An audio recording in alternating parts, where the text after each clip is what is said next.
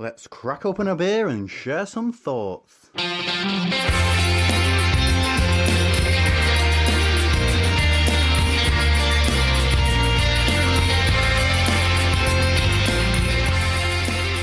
Welcome to Hopinions, and it's the Trappist special.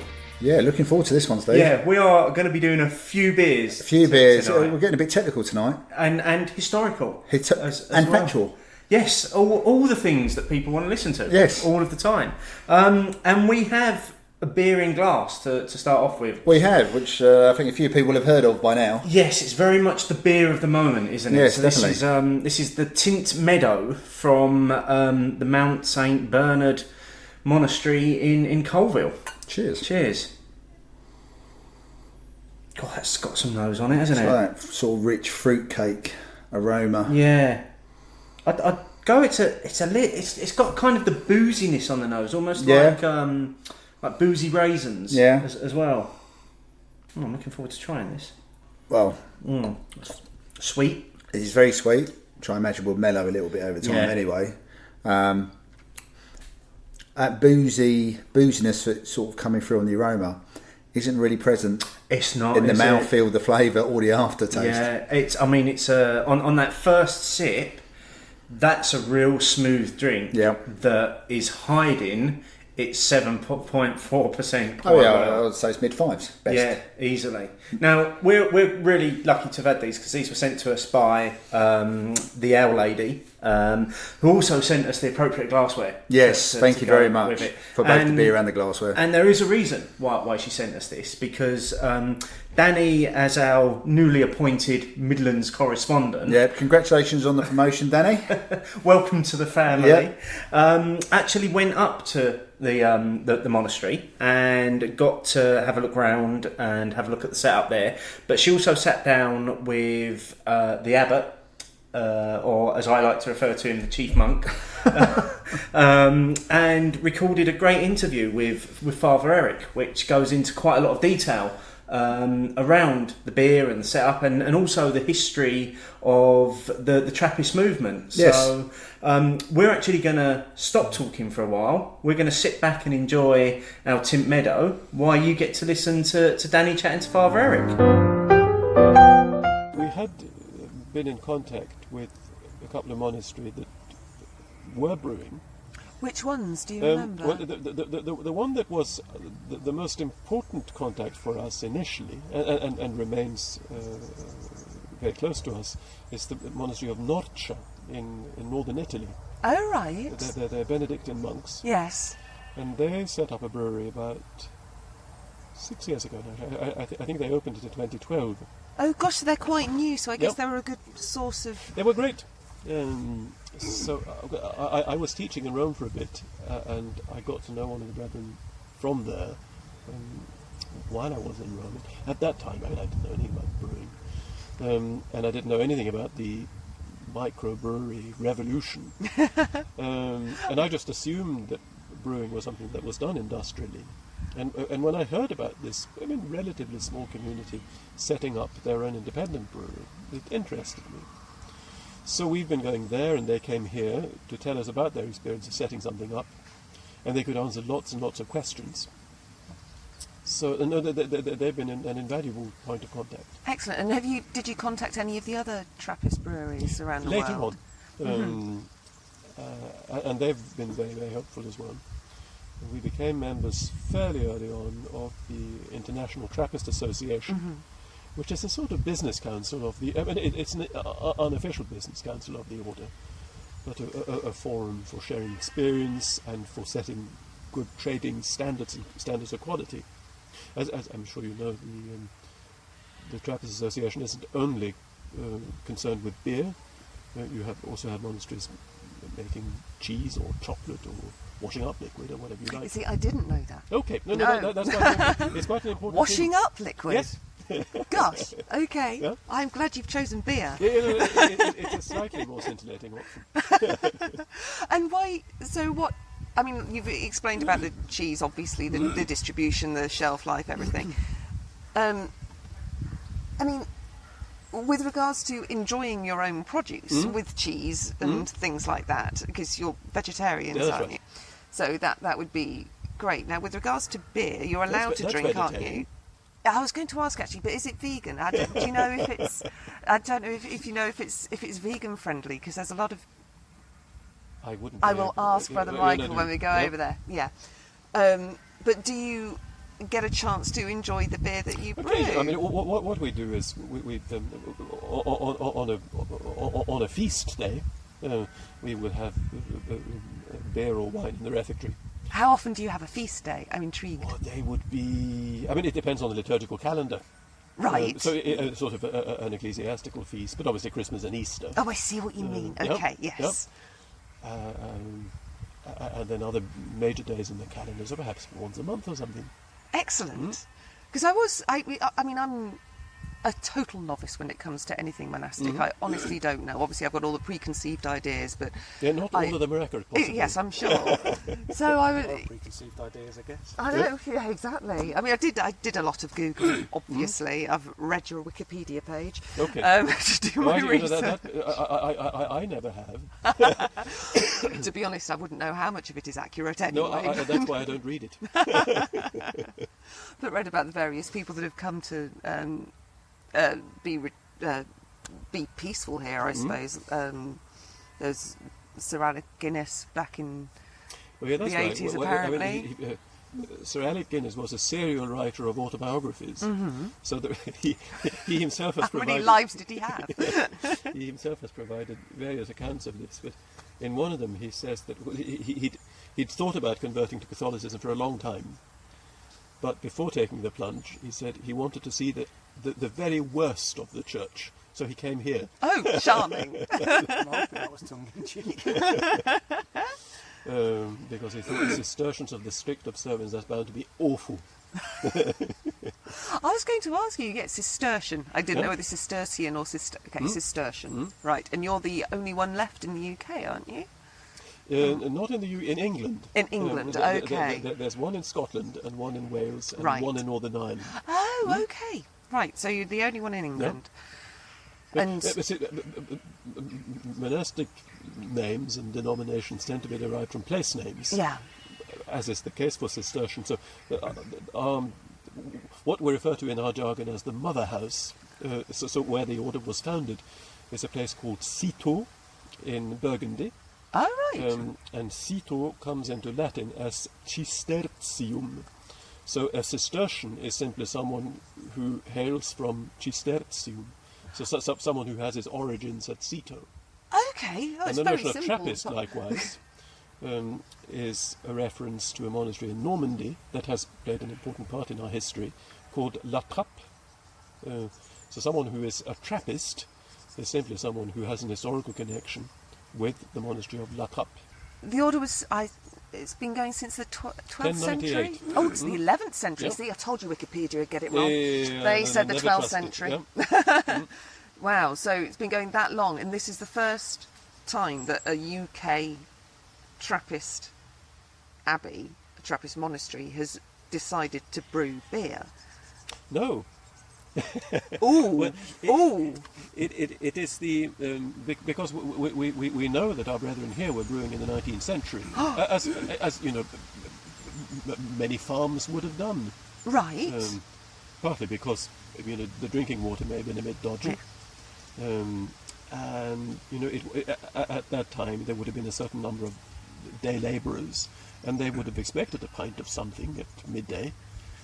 That's rude not to. Yes, exactly. I offer them a cup of tea, but you know, I'll rethink that from now on. We were given a book last year, which a friend of our community had found in a junk shop, which was a history of northwest Leicestershire chimney sweeps, which might not seem as the ultimate page turner. It's But not something I'd pick up, to be honest. They'd seen that there was a picture of the monastery in it, so they thought we might want it. And it simply tells the story of how this particular group of sweeps would come here once a year.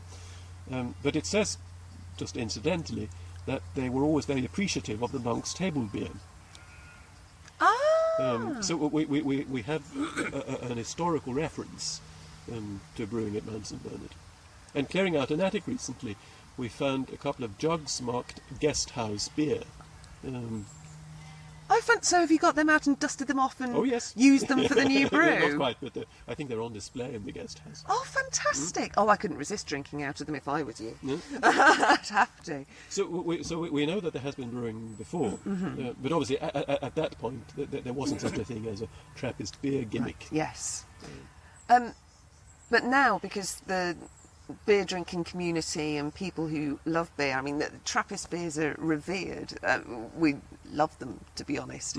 So the excitement, the buzz around this, I don't know if you felt it on the press day 2 days ago, it's quite... people are very chuffed. It keeps astonishing us, really. And obviously we're very happy that people are interested. You seem remarkably relaxed about it. Now, there are brewers launching breweries all over the place who...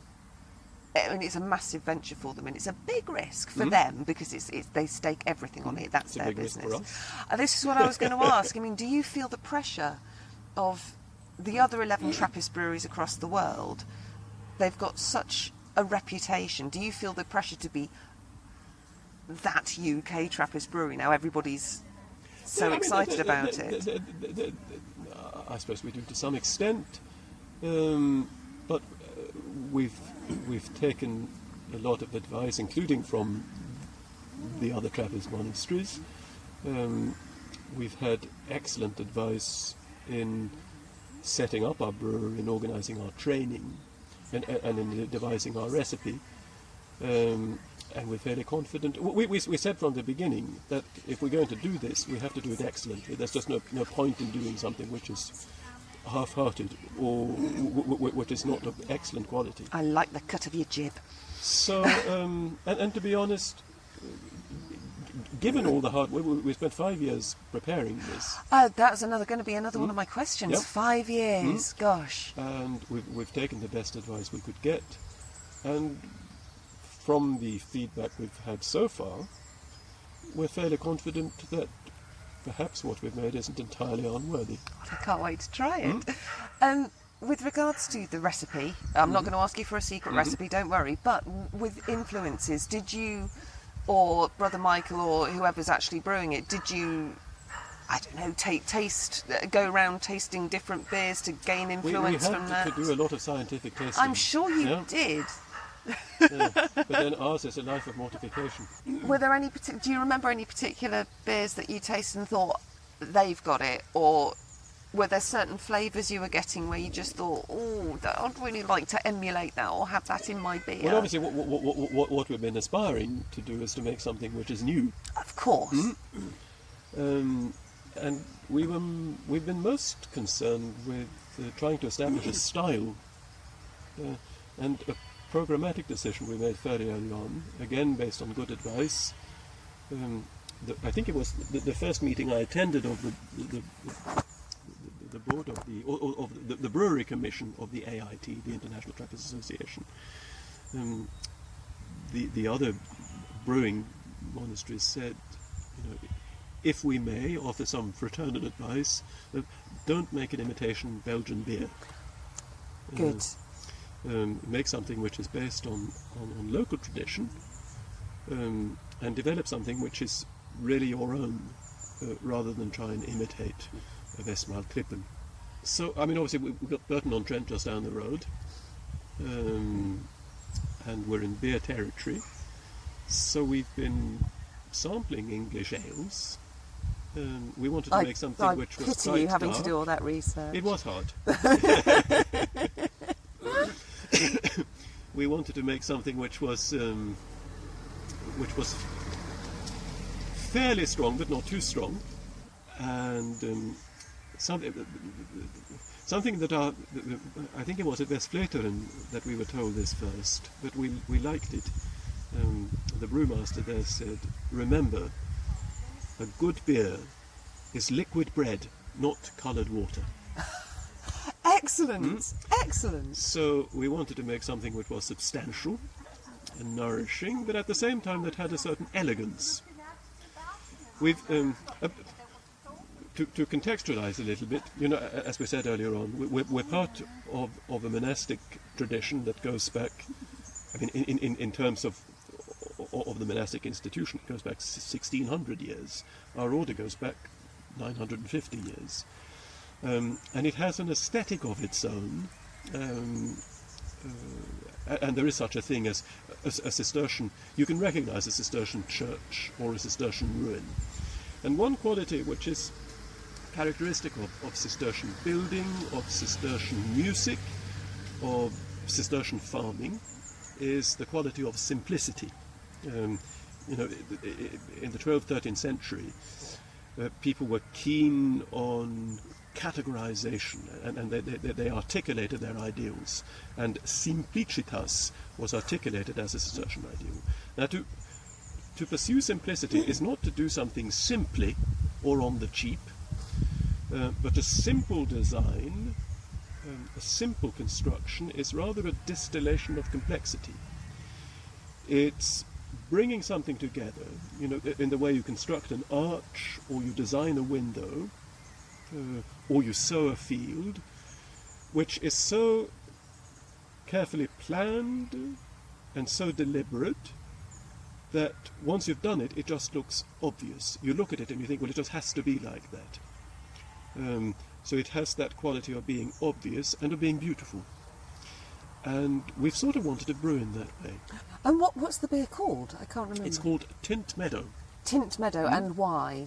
Well, as you know very well, a lot of the Trappist beers are named not after the monastery, but after the place. Mm-hmm. So, for instance, we have Chimay beer, but the monastery is called Notre-Dame de Scourmont. Right. But the place where the monastery is built is called Chimay, and that goes for several of the others as well. We were told, or advised very early on, that we wouldn't have the option of calling ours anything to do with Mount St. Bernard, given that there are already at least two very established beers called something with St. Bernard, and I gather they're quite protective of that particular turf. So people said to us, people in the know, just save yourself that particular hardship of endless and issueless conversations. So we started thinking about the place. Our postal address is Colville. We thought of Colville beer, but we weren't entirely convinced. It doesn't have that elegance that you've been talking about. Nothing against Colville, it's a beautiful place. And this particular area of the National Forest is called Charnwood Forest, which is nice, but there is already a Charnwood brewery in Loughborough.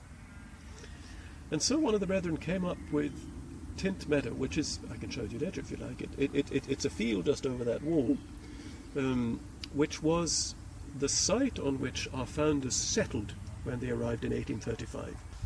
Brewing is only one of the things that we do. We intend to brew to live, not to live to brew. So ours will be a fairly limited production. We intend to brew once or at most twice a week. Right. So we will have an annual production of, at first, of about 1,000 hectolitres, and we would aspire to perhaps double that. And with regards to the brewing training or anything like that, did some of the monks go on courses? Did somebody come here, or did and above all, the brethren who are involved in the brewing have been very carefully tutored. A man who should be mentioned, who's been really an essential part of this project, is a Dutch brewmaster called Constant Keinemans, who has already been a great help to one of our sister houses in Holland, the monastery of Zundert. He helped them establish their brewery, and he has been just brilliant from the beginning. So he's helped us design the brewery, and he supervised the training, and he is still, our consultant. So when something goes wrong, we can ring him up, and he will come and visit regularly. Oh, that's fantastic. And also help, to ensure a rigorous quality control. Are you just going to stick with the one beer, or would you consider doing different styles? For now, certainly we'll stick with the one beer. And I mean, again, as you know, it's a that would be a Trappist particularity, that a monastery would tend to have one or two or three beers. I mean, I think it's brilliant that Orval has only ever had the one beer. True. I mean, there is a table beer that you can get on tap there, but the bottled beer that you can buy an Orval is an Orval. Was it difficult to get permission to set up the brewery? I mean, there's... Whose permission? Anybody's, the council. Did you Okay, have to seek permission, regulation? We don't need permission from anyone other than ourselves. The press agency that works for James Clay send me cuttings, and there's been quite a lot of attention over the last couple of days, and I read on some site just this morning that the monks of Mount St. Bernard have received permission from the Pope to open their own brewery. Now, the Pope, God bless him, hasn't actually had anything to do with this. So I think that's commonly known as fake news. We can absolve him of any responsibility. Don't know if he enjoys a tipple. Send him a bottle. Get his feedback. We could try. Yeah. Yes, exactly. So, but in the taking of any big decision like this, monastic life works very democratically. So it happens by vote, a vote of the chapter. If you've been to any cathedral or a medieval monastery, you would have seen the chapter room. The chapter is simply the community of professed members. Right. And it's the chapter room is where we gather. Is it like a boardroom? It is a bit like that. Okay. It was originally the chapter as a human group is called after the room, and the room is called a chapter because it's where we meet each morning to read a chapter of the Rulers and Benedict. Okay. So that's the extension of sense. For a big decision like this, we spent a lot of time talking through everything, and and addressing questions, anxieties, uncertainties, taking Cost. advice, exactly, and budgeting. And then when we were ready, we gathered to take a capitular vote, so a vote of the chapter. And the vote was very clear that it was what the community was. And you're in production now, but... Oh yes, in fact, Father Michael is brewing as we speak. Fantastic. So he's waiting for us there. Well, we can head over if you want to. Absolutely. Yeah, let's go ahead. Okay, so that was Dani and Father Erik. Thanks again to Dani, who you can find on Twitter as the Hour Lady, for going up and recording that for us. I found that interview so fascinating. I thought it was excellent. I also loved the fact that it sort of spun off to stuff about the actual Trappist movement, Yeah. Cistercians themselves, some history of the area. There was a lot in there in that 20-odd minute interview. It was brilliant. Yeah. I mean, there was some real standouts. There's some nice little highlights, weren't there? In that, I particularly liked the absolute innocence of Father Erik, saying that he didn't know anything about this microbrewery revolution that was going on. I know. Just thought that was so innocent. And sometimes I think, wouldn't it be lovely to live in that bubble? I think one of the other things I liked was the fact that the Trappists basically have a business council. I've got this big round table now in my head, or an oval table with like a whole load of Trappist monks all bringing their various wares, including the washing up liquid and cheese. That's what else is it they do? So they do. They're known for doing beer, wine, cheese, and washing up liquid. Yeah. The other quote I liked from Father was the one about liquid bread rather than coloured water. Yeah, I think that was brilliant. I think every brewer should go by that. Yeah. So obviously we've been enjoying the beer while you were listening to that. It's far too enjoyable for 7.4%. It's very drinkable, isn't it? I mean, I've got to say, I've got another bottle sat at home in my cellar, and I'm glad I've got another bottle because I think this is going to develop over the next year, 18 months. Yeah, I mean, it's got 2 years on the bottle. I mean, they said the Father said during the interview that they've got no intention of brewing a second beer at the moment. It's one beer. Is just this year. And let's face it, most of the other Trappist breweries that we're aware of only do a very limited range. It's not like they do a beer every so often and they've got a whole set. It's 2 or 3 beers that they're all known for, isn't it? But if you're nailing a beer, like these guys have, why not? It's basically like an English strong old ale almost for me. It is the thing that instantly leapt to mind when I took my first sip was Broadside. I can see that. The closest comparison I can make Yeah, here. and we shared a bottle yesterday. Yeah. As it happens, didn't we? So I can definitely see where you're getting that comparison, and this is still another 1% on top of that. Yeah, because it's that lovely, rich fruitcake.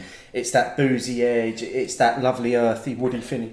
It's basically a beer crying out for a lump of cheese. Oh, isn't it just? Oh, cheese with this would be off the charts. Yeah, you would be tempted if you were having cheese with this. You'd be tempted to take out that second bottle of yours in the cellar to carry on the experience. Well, you would be. Put it that way. That bottle's staying away until I've got a nice bit of cheese to go with it. And I think that's a good idea.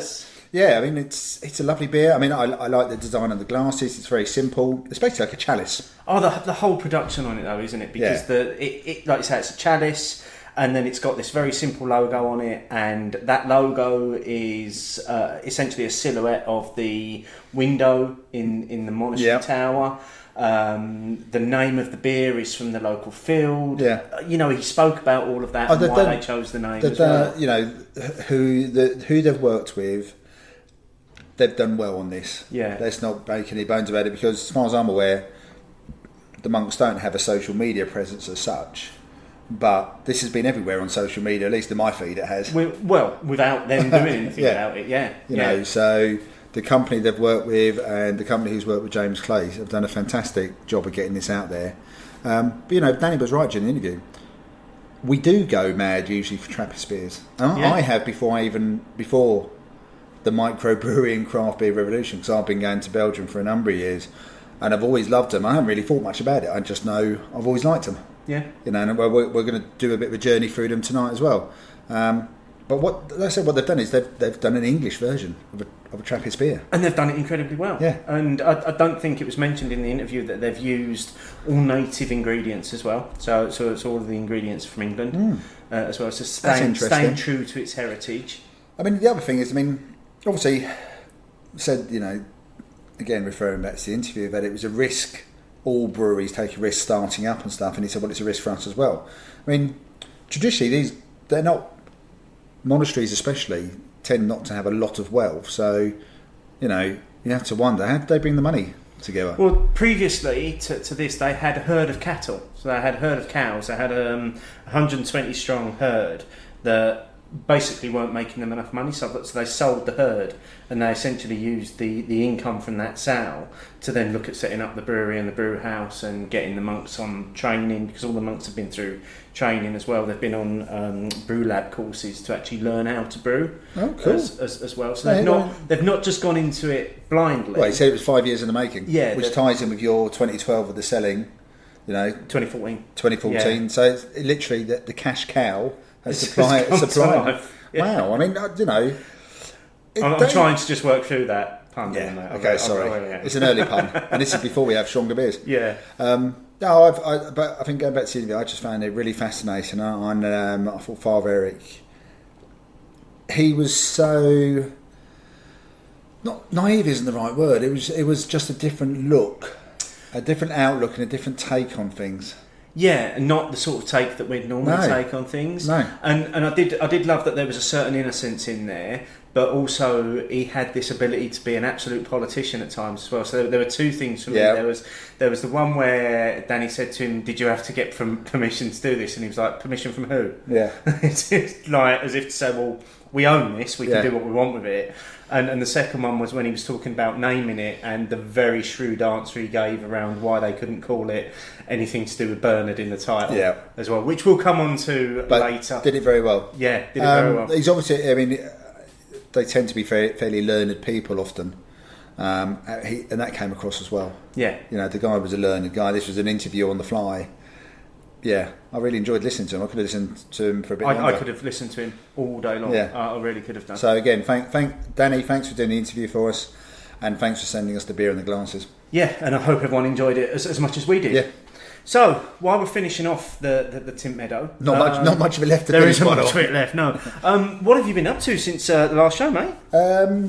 Couple of local. Well, say local. One of them used to be local, so the Harwich town brewery festival, which they host at the local Readout Fort, which is basically around Fort, which I've spoken about before over the last couple of years. Yeah, I've been the last couple of years with you and I. And Michael often goes with me, and I often meet up with my friend Carl, who's a listener of the show as well. So hello, Carl. And we got there for about midday, as we usually do, and we had a very pleasant 5 or so hours. And then Carl suggested we should repair to the Victoria in Colchester. Yes, I heard you had made your way there. Yeah, I certainly didn't need any more beer. However, I wasn't going to turn down the opportunity to go to the Vic. And I'm fairly certain Carl was using me as an excuse to go there as well, but that was fine. So treated myself and Michael to a pizza from over the road, and because the Vic doesn't do food, so I'm more than happy for you to bring food in. So that was good. So that was a very pleasant way of spending a Saturday afternoon at the end of July before I went off to Centre Parks. But this weekend, Michelle and myself went to a local brewery tap room to where I am now in South Essex, Leon C Brewery, who a few people may have heard of now. I think they're beginning to make a few waves, aren't they? They're this week, GBBF, so they've got their beers down there for the first time. They've been about a year in production now. They've won a few local awards. They had a few beers on down at the Rake a few months ago. And I know that they've had some decent contact with Matt Chinnery, Half Pint Gent. But yeah, they've got some really nice beers. Their Allegra Pale Ale, 3.8%. They do bottle, cask and keg, single hop, Citra. Really nice beer. And we had walked there, which is about 4.5 miles, and Michelle went straight in on that one. I went for the cask, but I did get round to the Allegra Pale Ale. It was perfect. But I had a lager while I was there, and that was really good. You would have liked that one on a nice and cold on a hot day. Do a couple of really good dark beers, of which the standout is their Imperial Stout SS9, which I think might be the postcode, but I'm not sure. I think we've had that at Bottle Share. Someone's brought that along to Bottle Share. I don't think you were there. No, I had it at the Billericay Brew Spring Festival there, and really tasty drop, really tasty. That's 6 months apart, and I enjoyed it both times. So yeah, I've been North Essex and South Essex for my beery adventures.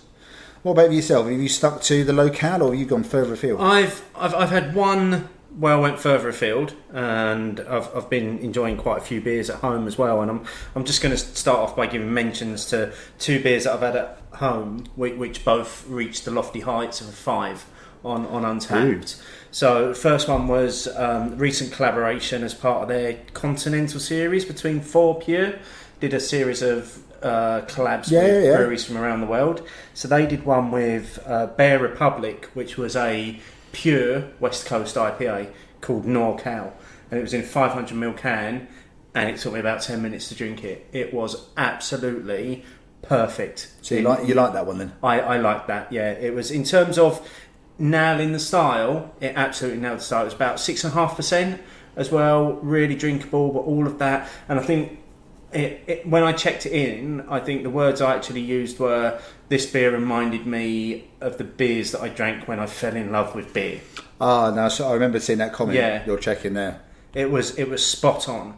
And the other one, in direct contrast to that, was a brewery that so far, every beer I've had from them has been stunning, and that's Wander Beyond from Manchester. You've been really loving their beers recently, haven't you? Yeah, I absolutely loved all of the variations of the milkshake IPA that I had, from the small milkshake, or the mini milkshake as it was called, right up to the imperial milkshake. But they recently released one called Bloom, which was an imperial milkshake black IPA with strawberry, chocolate and vanilla in it. So it was basically a Neapolitan black IPA.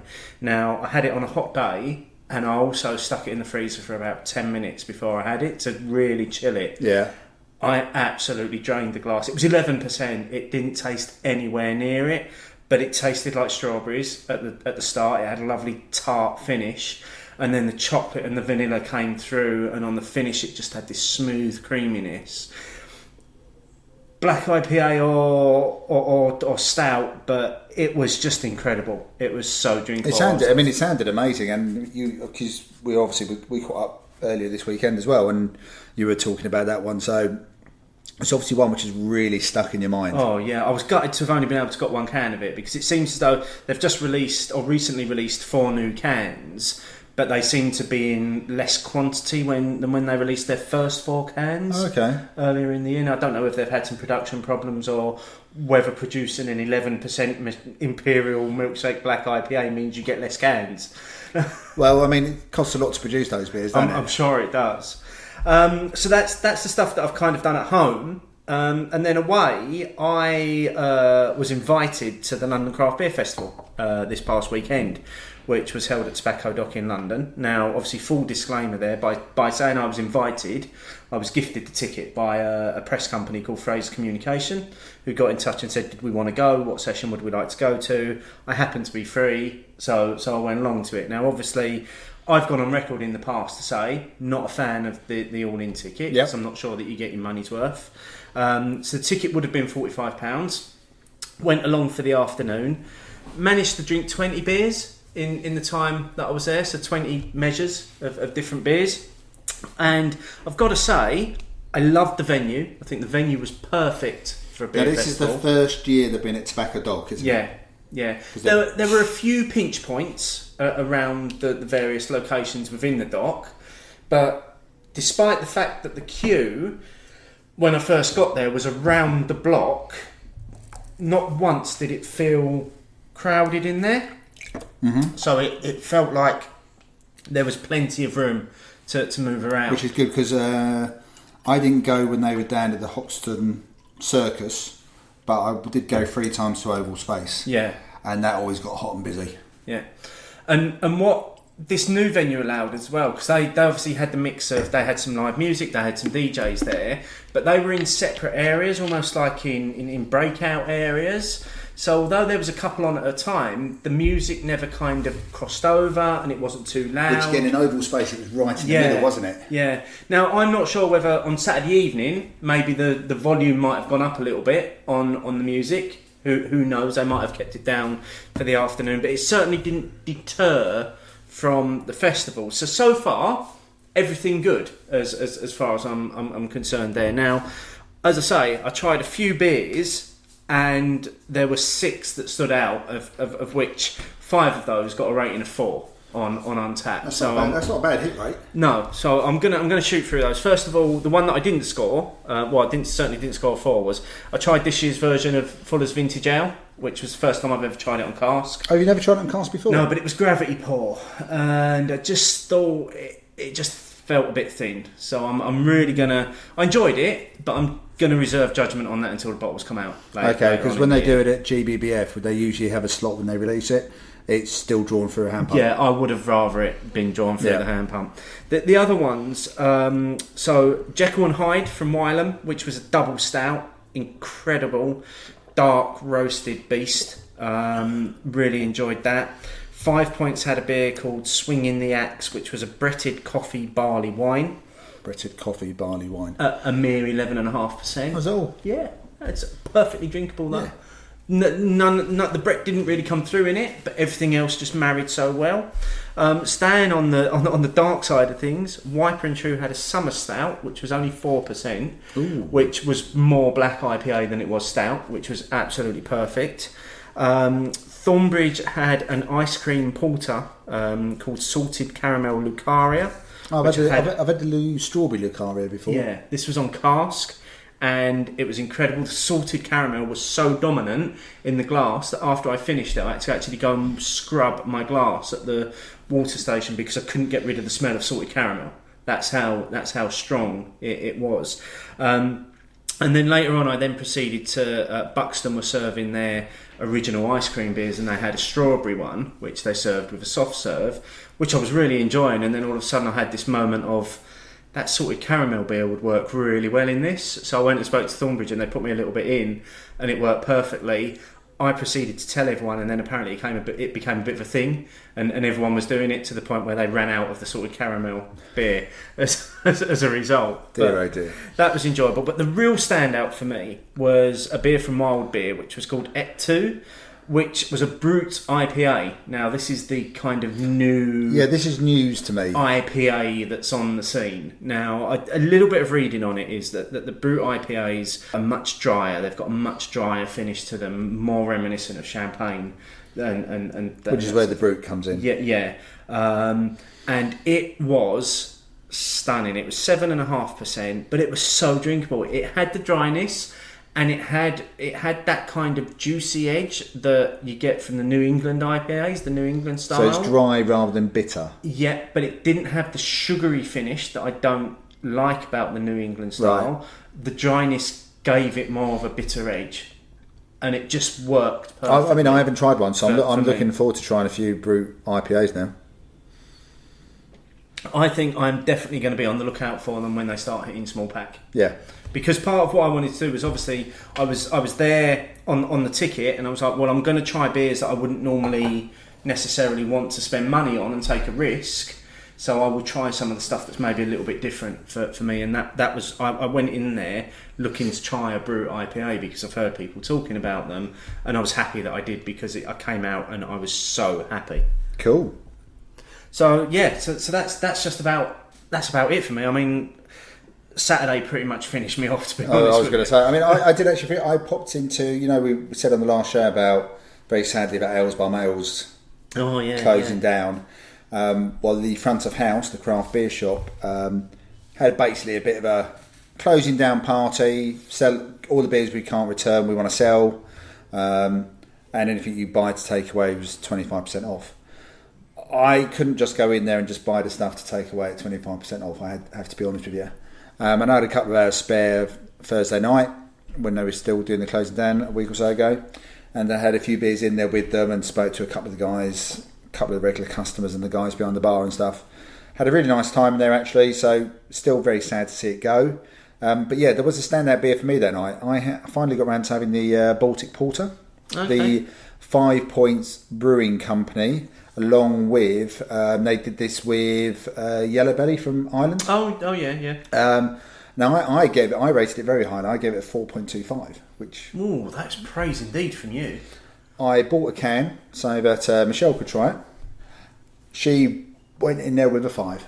Okay, and I think you've got a can of it for me, haven't you? Which Yes. I'm yet to try. Yes, like I said, I thought it was an absolutely banging porter. What I tell you, what was so good at it for me is that as much as I like everything that people are doing differently, especially with porters, about the different flavours and the sweet flavours, and you did your blending to get another, like, 3 different flavour ice cream almost. Sometimes I just want a porter. And I felt that this sort of just ticked all those boxes and was much more straight down the line, but still absolutely fantastic. So if anyone sees it, don't pass up the chance to have it. I'm looking forward to trying that now. So we've finished. Yeah, we finished that beer about 2 minutes ago. Tint Meadow. Final thoughts on that? It is superb. I haven't got a bottle to age, so I'm going to have to wait for when they do their next release. There are still plenty of the first bottles. Oh, in that case, knocking I around. think I do need to get hold of another couple to go into the beer cupboard. Like I said, I just found it a superbly drinkable old English ale. Yeah, That's what it felt like. If they could ever do this on cask, I think that would. I think you're hoping a little bit. Yeah, There, mate, aren't I you? think even a few prayers, I might not get to that one. But Yeah. I just thought it was really good that they've obviously taken a lot of time to come up with something. So far, so good. And I love that it's uniquely English as well, and they've obviously taken that advice of don't try and brew a Belgian Trappist beer. Stay true to your roots. Yeah, and it's almost like someone said, look, they've nailed it already. Yeah. Don't bother. Don't bother. Yeah, I am looking forward, especially with that gobletty glass that comes with it, to actually sitting with a glass of that in the winter, and just as a real sipper. And pretend you have a fire. Yeah. Maybe start a fire in the garden.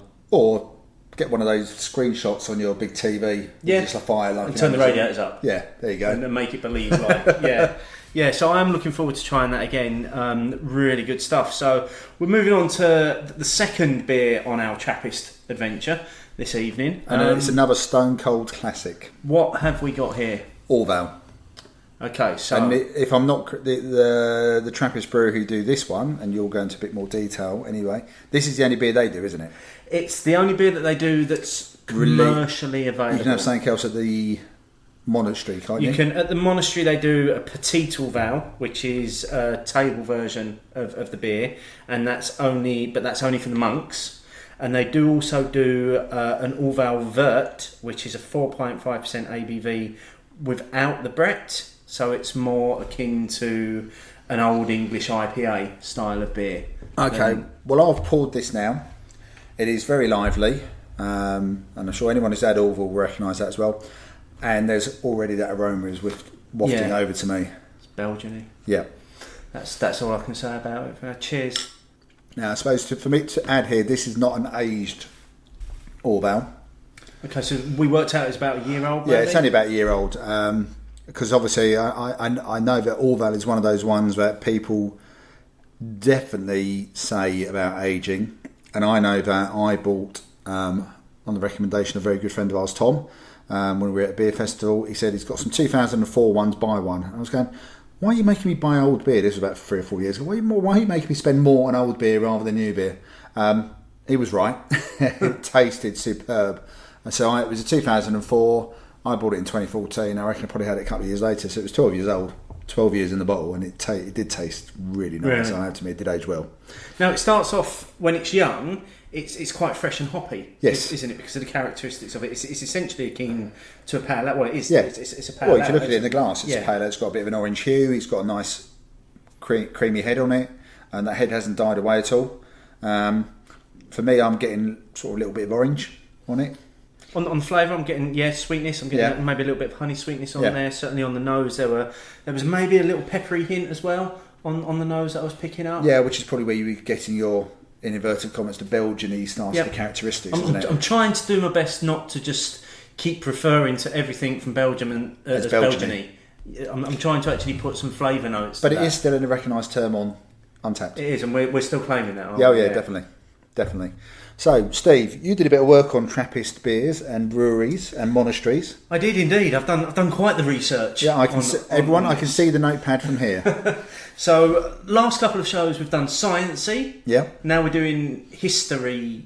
Yeah, they got away from you there, didn't they? Yeah. Looked into the whole Trappist thing, because it is quite interesting. Now, as we mentioned earlier on, and it was mentioned in the interview with Father Erik, there's an International Trappist Association that was established in 1997, and it was established to basically protect Trappist products, so to protect authentic Trappist products. Now, to be an authentic Trappist product, I'm going to start struggling with those three words. There's a certain criteria that has to be met now, and certainly with the beer, there are a number of things boxes that it has to tick to be able to be Trappist. So let's see if I know any of that. So if we're talking particularly about the beer, which is probably what most people are interested in from us, has to be brewed on the grounds within the walls of the Trappist monastery, and also there has to be someone from the order is in charge of the brewing, or doing the brewing. Either by the monks, or they can employ a brewer, but they have to be supervised by the monks. Yeah. So it's under supervision. They're on site. Yes. Yeah. They can't just leave them to it. It must also, so the brewery must also be of a secondary importance to the monastery. Okay, so it's not interfering with the other works that they're doing. Yeah, and it must be proper to a monastic way of life as well, and it has to be not for profit as well. So it's to cover living expenses, it's to cover the cost of producing the beer. It's not to make profit, and any profit they do make has to be reinvested into either the monastery or the other products that they produce. Now, Trappist breweries are constantly moderated as well to ensure that the quality in the beer remains of the highest standard as well. So they're not just allowed to get on and do it, they are constantly moderated to make sure that their beers are still standing the test of time, so to speak. Okay, that's good. I like that. So there is a distinction between Trappist beers and Abbey beers. Yes. As well. Now, Abbey beers are more commercially led than Trappist beers are. So they can be produced by non-Trappist breweries. They can have an arrangement with commercial breweries to actually brew their recipe and beer. They can be named after defunct or fictitious abbeys as well, whereas all of the other ones are named after the places which they are produced. And they can wear vaguely monastic branding as well. So they can hint. They can hint to being Yeah. And I think we've decided to throw in an Abbey beer later on, haven't we? We are, but there's a reason for that. There is a very good and reason. I'm sure most people are probably knowing where we're going with this now. Now, so currently there are 12 recognised Trappist breweries in the world. Mount St Bernard being the 12th in the UK. The others, to give you a quick rundown, are, and people are going to love the pronunciation. Here we go. So here we go. So you've got Brasserie de Rochefort, which is in Belgium, which was established in 1595. You've got Brouwerij de Trappist van Westmalle, Belgium again, 1836. Brouwerij of Westvleteren or St Sixtus, depending on what you want to refer to the Abbey as, again in Belgium in 1838. Beres de Chimay, Belgium, 1863. Brasserie de Orval, Belgium, established in 1931, but brewing history goes back much longer on the site, which we'll come on to when we do the history of Orval. Brouwerij de Saint Benedictus de Achelsclus, who produce Achel. Okay, Again in Belgium, established in 1998. Brouwerij de Koning Schoven, who produced Le Trappe from the Netherlands in 1884. Stift Engenzel from Austria, 2012. St Joseph's Abbey in Massachusetts, USA, 2013. Brouwerij Ab Maria Tuschvelut, which is Zandert, Netherlands, 2013. And Trefontaine, Italy, 2014. Okay, so the roots were very firmly in Belgium then. Yeah, and there is one other, which is a German Trappist brewery, Mariewald, but they haven't produced beer since 1953. Oh, bit of a hiatus then. Yes, so that's basically they're the only 12 breweries in the world that are allowed to produce beer that will carry the label of an authentic Trappist product. But only 11 of them are currently brewing? No, 12 are currently brewing. The German is number 13. Right, okay. I mean, that's quite a small field, isn't it? It is, and like you say, considering that, over half of those are from Belgium, it means they've got that market cornered. Yeah, but I mean, that for me, that's those. It feels like those monasteries have definitely influenced the Belgian beer scene, though. I think so, and we will come on to that because I think when we get onto the Westmalle in particular, I think they are responsible for the name Dubbel and Triple. Yeah, it's they were the first brewery to actually use those terms in relation to their beers because it's based on their strength, wasn't it? Yeah, so they have essentially they could be given the creation of a whole style. Yeah, I'd agree with that.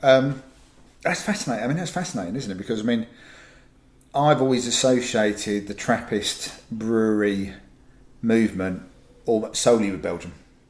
Same here, and when you start hearing that they've got one here and one there, and there's one in the States, and now there's one in the UK. Obviously, I would have thought that you've probably got Trappist movements because, again, it was mentioned in the interview. He said, "No, we're not the only one in the UK. We're the only one in England. Yeah. But there is one in Scotland, there's one in Wales, and there's one in Northern Ireland. So there's 4 in the UK in total, isn't there? Yeah. And there's nothing, in theory, they could all be producing something. Just so happens that Mount St Bernard decided to go down the beer route. Yeah. I'm pretty happy they did, to be honest. I'm very happy they did. I mean, it's great to be able to get a beer of that calibre now available here locally. Yeah. So what you think about the Orval? Have you had Orval before? I have had Orval before. I don't think I've ever had it at that super fresh stage where it's like really, really hoppy. Yeah. This for me though, at just a year old, actually hasn't gone too far Belgian-y. No. Yeah, it's still got some of those hoppy characteristics. Yeah, I mean this comes very in light hoppy characteristics. I've been having this for years. This even predates Untapped. 6.2%. I think it's very light, especially being so young. I would have thought it was much lower than that. Yeah. I didn't realise it was quite that far up there. That's what's so dangerous about Belgian beers, isn't it? So, although I've been saying I go there plenty of times with my brothers and stuff, and we'd sit down supping these, and you probably drink at a slightly different pace over there. You don't have pints. They've always had, the glassware as well. I could easily sip a few of these, especially again this hot weather. Oh, this is almost perfect tonight. This would be great. Yeah. This is nicely thirst quenching, this beer. as apart from anything else, because this has just got so much carbonation in it still as well. That's what I'm loving about it. Yeah. It's really we lifting the taste buds. we haven't let this warm. No, this came straight out of the fridge. Yeah, and it's perfect. Yeah, I think But 6.2%. it's interesting what you said there about the glassware as well, because so much of the Belgian beer scene is the theatrics of each beer having its own glass as well. Of course it is. And the Orval glass is a thing to behold, isn't it? It's because it's not completely round, is it? It's got straight edges. Yes. I mean, we'll get onto glasses a bit more further down the show anyway. But they've always done that.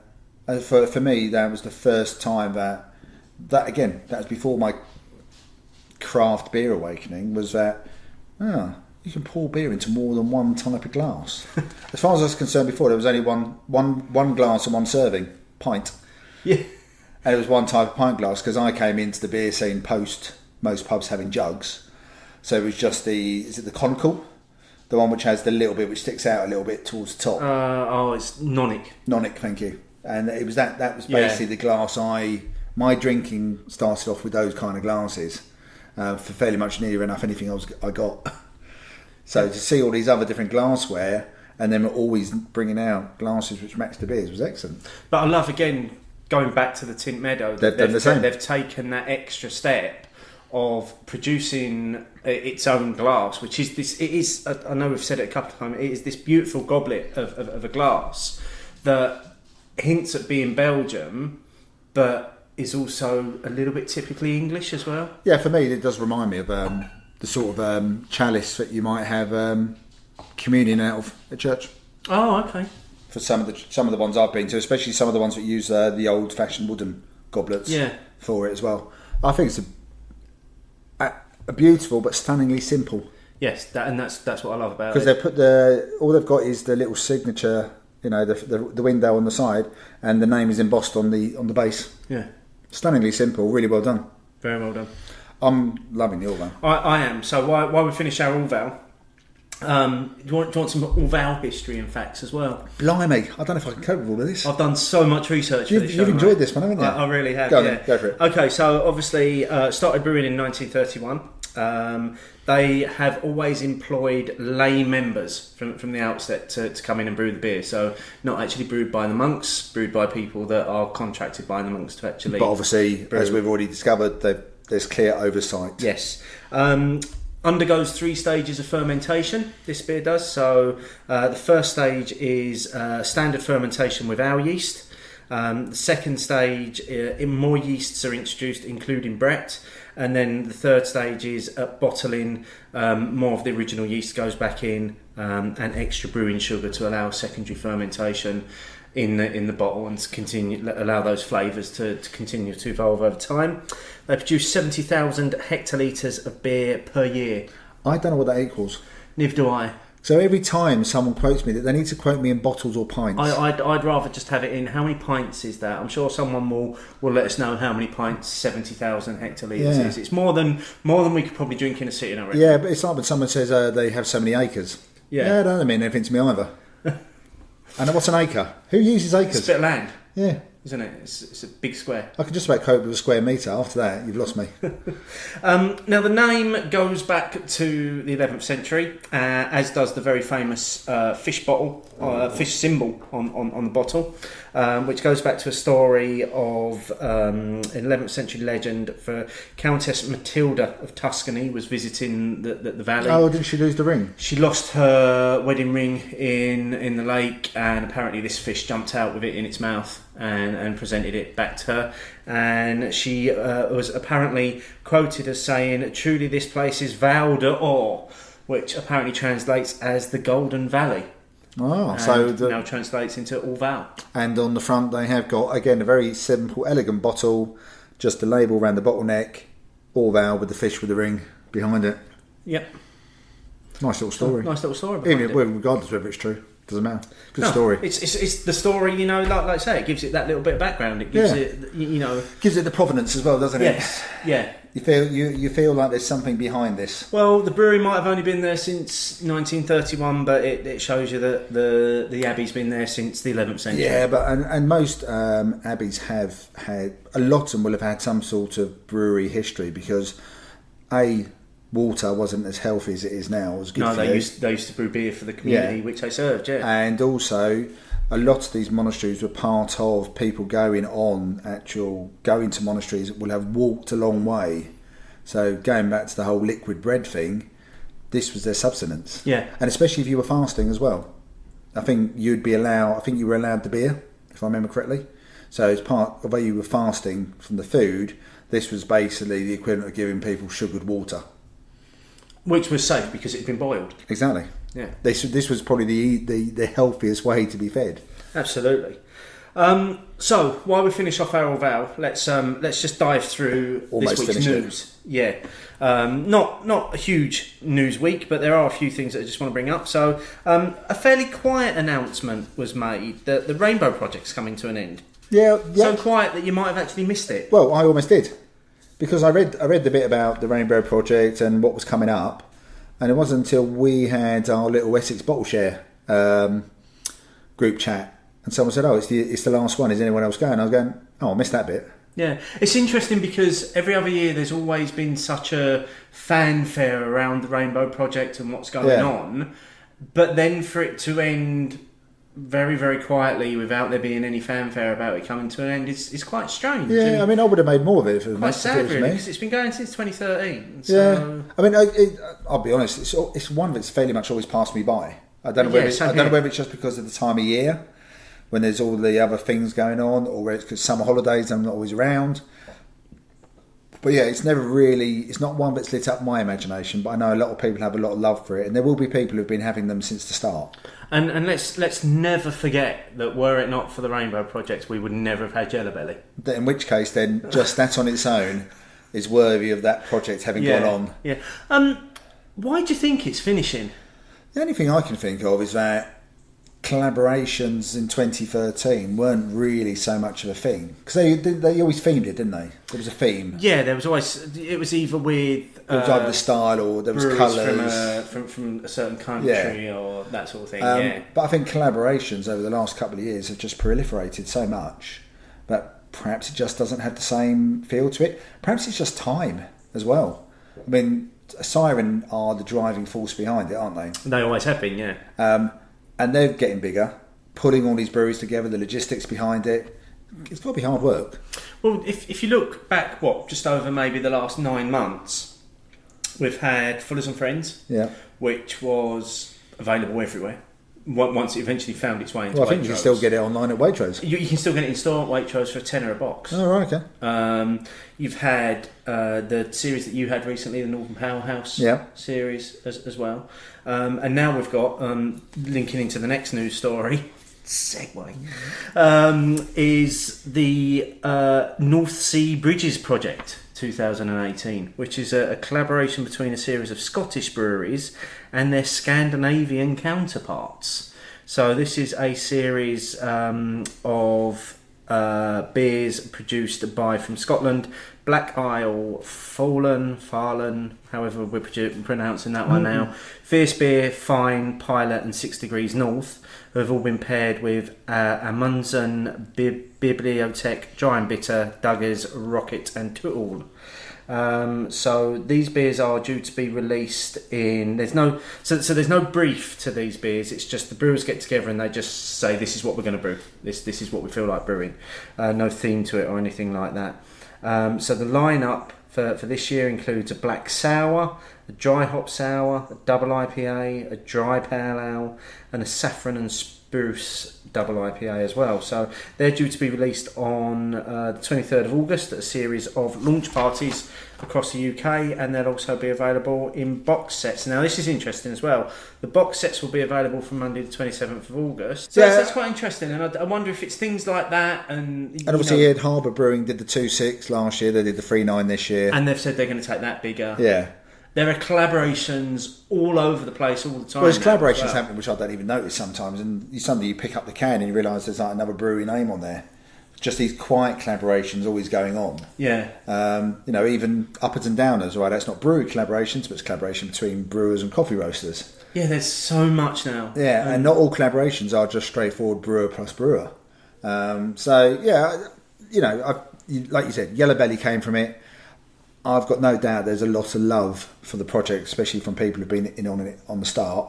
And so it could be just a combination of reasons. Siren didn't really go into any detail. They just said, sort of, that's it. It's just the last year. Yeah. But a lot of things run their course. I'm sure we'll still see collaborations. You know, they're not going to stop, are they? Siren aren't going to stop collaborating with people, and the other breweries involved have probably collaborated with umpteen other people as well. Yeah. So yeah, but anyone who's going, let us know how it goes. Yeah, it'd be interesting to see what beers are like. Yeah. Look, they're all barrel aged beers this year. Yeah. So they were all produced last year when last year's beers were produced, and they've been sitting in barrels for a year. Barrel aging sounds like a good way to go. It sounds like the right way to go, doesn't Sounds it? like here's your barrel aged beers. Goodbye and good night. Yeah. Yeah, sounds right to me. Cloudwater have unveiled a new tap room in Manchester. Did you know they were doing a new tap room? Because I didn't. I thought the barrel store was going to be their permanent tap room. No, I don't. I think I did know, but I think I'd maybe put it to the back of my mind. So they've basically closed down the tap room as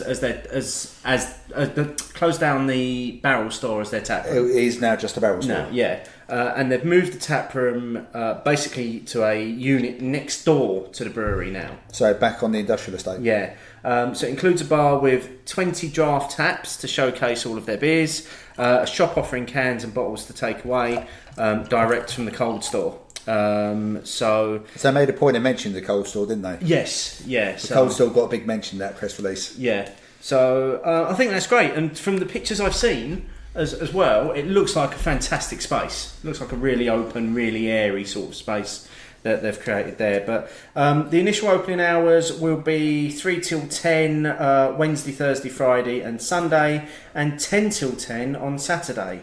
And then finally, we've got a charity craft beer festival returns to London this September. So this is Craft Beer Cares, and it will be held on the 29th and 30th of September at the Hackney-based London Fields Brewery, featuring over 20 breweries from around the world, including Beavertown, Cloudwater and Modern Times.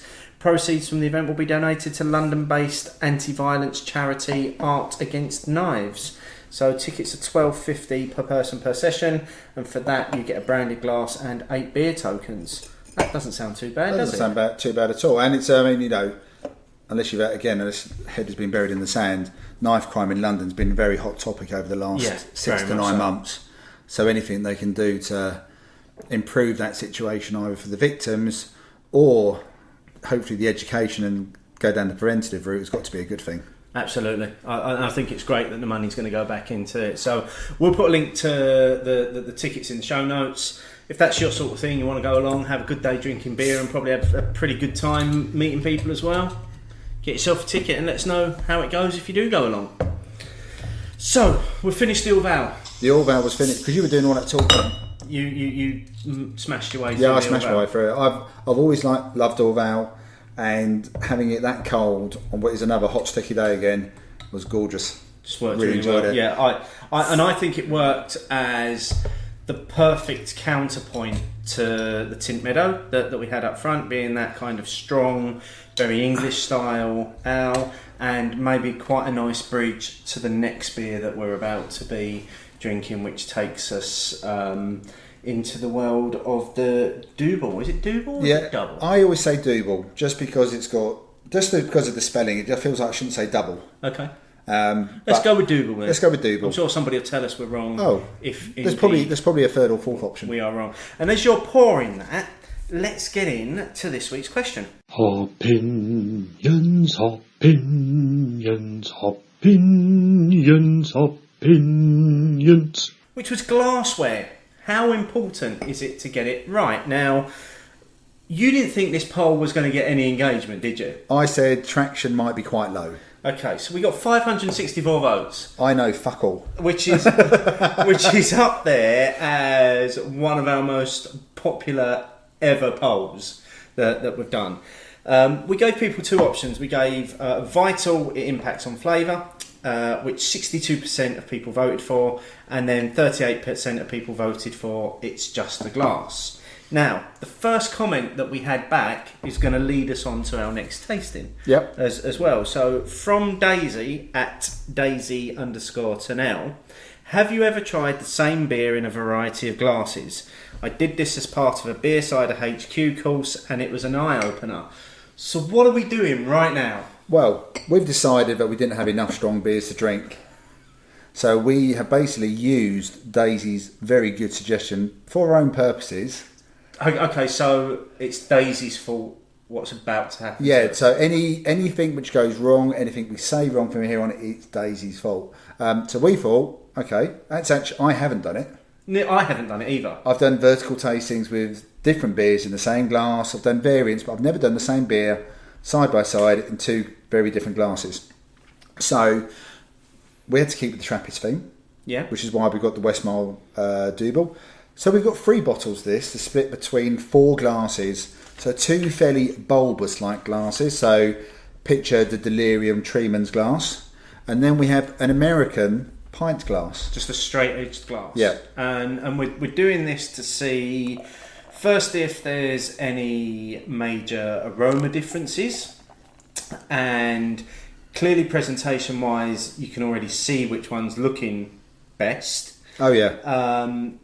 By all accounts, it won't impact on the flavour, but it's all going to be around the other senses. So it's going to be around the aroma, and it's going to be around what we're seeing visually as well. And I have paid attention to the bottle as well. You may wish to taste the yeast separately. So I have saved the yeast, what I think is roughly where the yeast is. So we'll do that as well then. We're going to have basically yeast shots. Excellent. That's going to set us up nicely for the remainder of the evening. And for Tuesday morning being regular. So while you're finishing pouring that, let's have some facts about Westmalle. More research. So they've been brewing since 1836. They were founded initially in 1794, but they were first recognised as being Trappist in 1836. Initially, the beer was brewed only for the monks in the monastery. It's very selfish. And it's been commercially available since 1860 as well. So this is possibly one of the oldest beers that's been available that we're drinking this evening.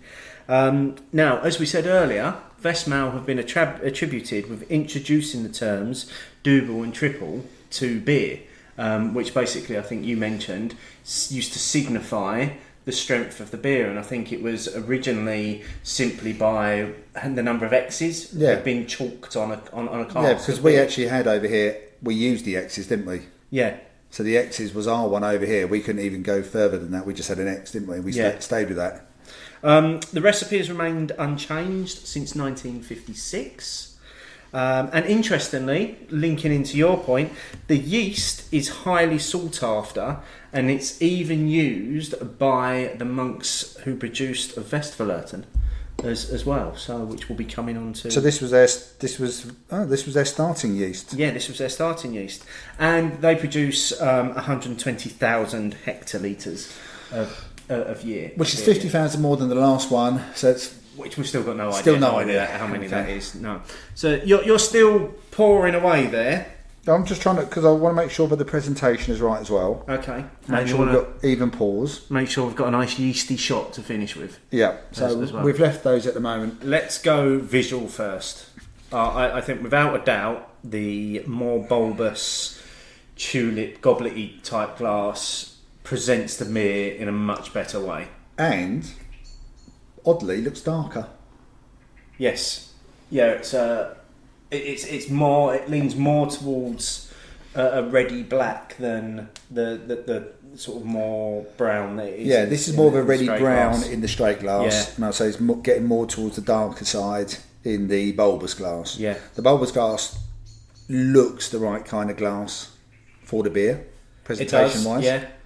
What is the Westmalle glass? Westmalle glass is a tall one with a stem, isn't it? I imagine. Yeah, it's I'm sure it is for the glass. So, if I have a quick look while we're talking about this, is there any more facts on this, or we done with facts? No, I think we're done with facts. We're in. You can have a few more Trappist facts if you like. Go on then. I've not quite finished there. So some history of the Trappist order. Originated in the Cistercian monastery of La Trappe in France. By 1664, the abbot of La Trappe felt that the Cistercians were becoming too liberal, and he introduced strict new rules in the Abbey, which over time have been revived. However, a few fundamental tenets remain that monasteries should be self-supporting and self-maintaining. I'd love to know what they were doing to become classed as liberal. Yeah. Maybe drinking too much of the beer that they were producing. And in terms of, particularly again for what we do here about the beer, monastery brewhouses have existed since the Middle Ages and were used to feed the community, to help with self-sufficiency and to obviously give them safe drinking water. Yeah. So again, similar sort of principles as the general principles, isn't it? Yeah. Okay, so should we go for a smell of both of these? Yeah, let's do it. So go with the bulbous glass first of all. Getting maybe slightly coppery notes on there. Yeah. Almost quite sharp coppery notes actually. Yeah, maybe the slightest hint of caramel. Yeah, there's quite sweet. Not as sweet as coming off the Orval or the Tint Meadow though. No. Straight glass? Getting the coppery aroma. Maybe not so much of the sweetness. It's there, but all of the aromas are there, but it's far less pronounced. Yeah. It's a wider opening at the top, isn't it, of the glass? The straight glass has a wider opening than the other one. I think a lot of the aroma is being held in by the shape of the glass. Yeah. Right. So, which one do you want to taste first then? Apparently, the taste doesn't matter. So okay. Well, let's go for the bulbous. Go with the one that's winning on everything else so far. Cheers. Oh, that's got that rich flavour again, hasn't it?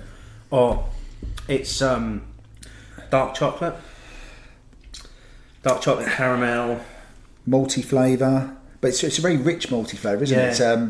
It's really not rich. It's not twiggy malty flavour or anything like that. It's rich. It's malty.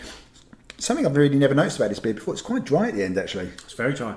There's a hint of that copperiness on the finish for me as well, which is adding to the dryness. And just that little bit of dark stone fruits almost coming through. Let's see if the other one tastes any different. Cheers.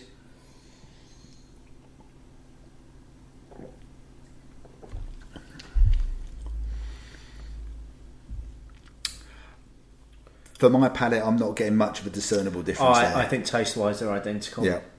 I think everything else is in how it looked and the smell of it. Yeah.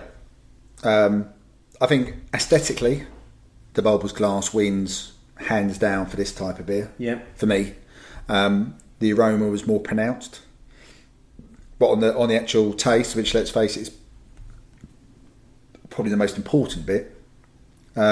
I couldn't really taste much of a difference. No, I couldn't. But I think if we go back to obviously the bulbous glass, which is giving us a lot more aroma as we're drinking it, what you are getting is as you're tasting it, you are getting those waves of aroma coming through as well. Whereas, so you're using more than one sense at the same time. Yeah, which is maybe just heightening the experience just a little bit. Interesting. So going back to what I was saying about my early trips to Belgium and stuff, I actually wrote a letter to. I suppose it was Beer still, so the quarterly publication from Canberra, wondering why we were so behind places like Belgium with regards to glassware. Because I thought that was the whole theatre of serving the beer and the amount of different types of people I saw in Belgium sitting outside bars, in squares, drinking the beers. It was a really nice mixed crowd. And also, I'm convinced that I drink slower out of this kind of bulbous glass than I do out of a straight glass. The straight glass, which I can put my whole hand around, immediately I'm pint pace, and I have a fairly set pace for pints, almost regardless of what's in the glass. Whereas I think for these, they lend itself to sip and savour. The bulbous, for the people who can't see. I think that lends itself more towards how you would drink maybe an impy stout or a barley wine as well, because certainly if I was drinking one of those at home, I wouldn't think...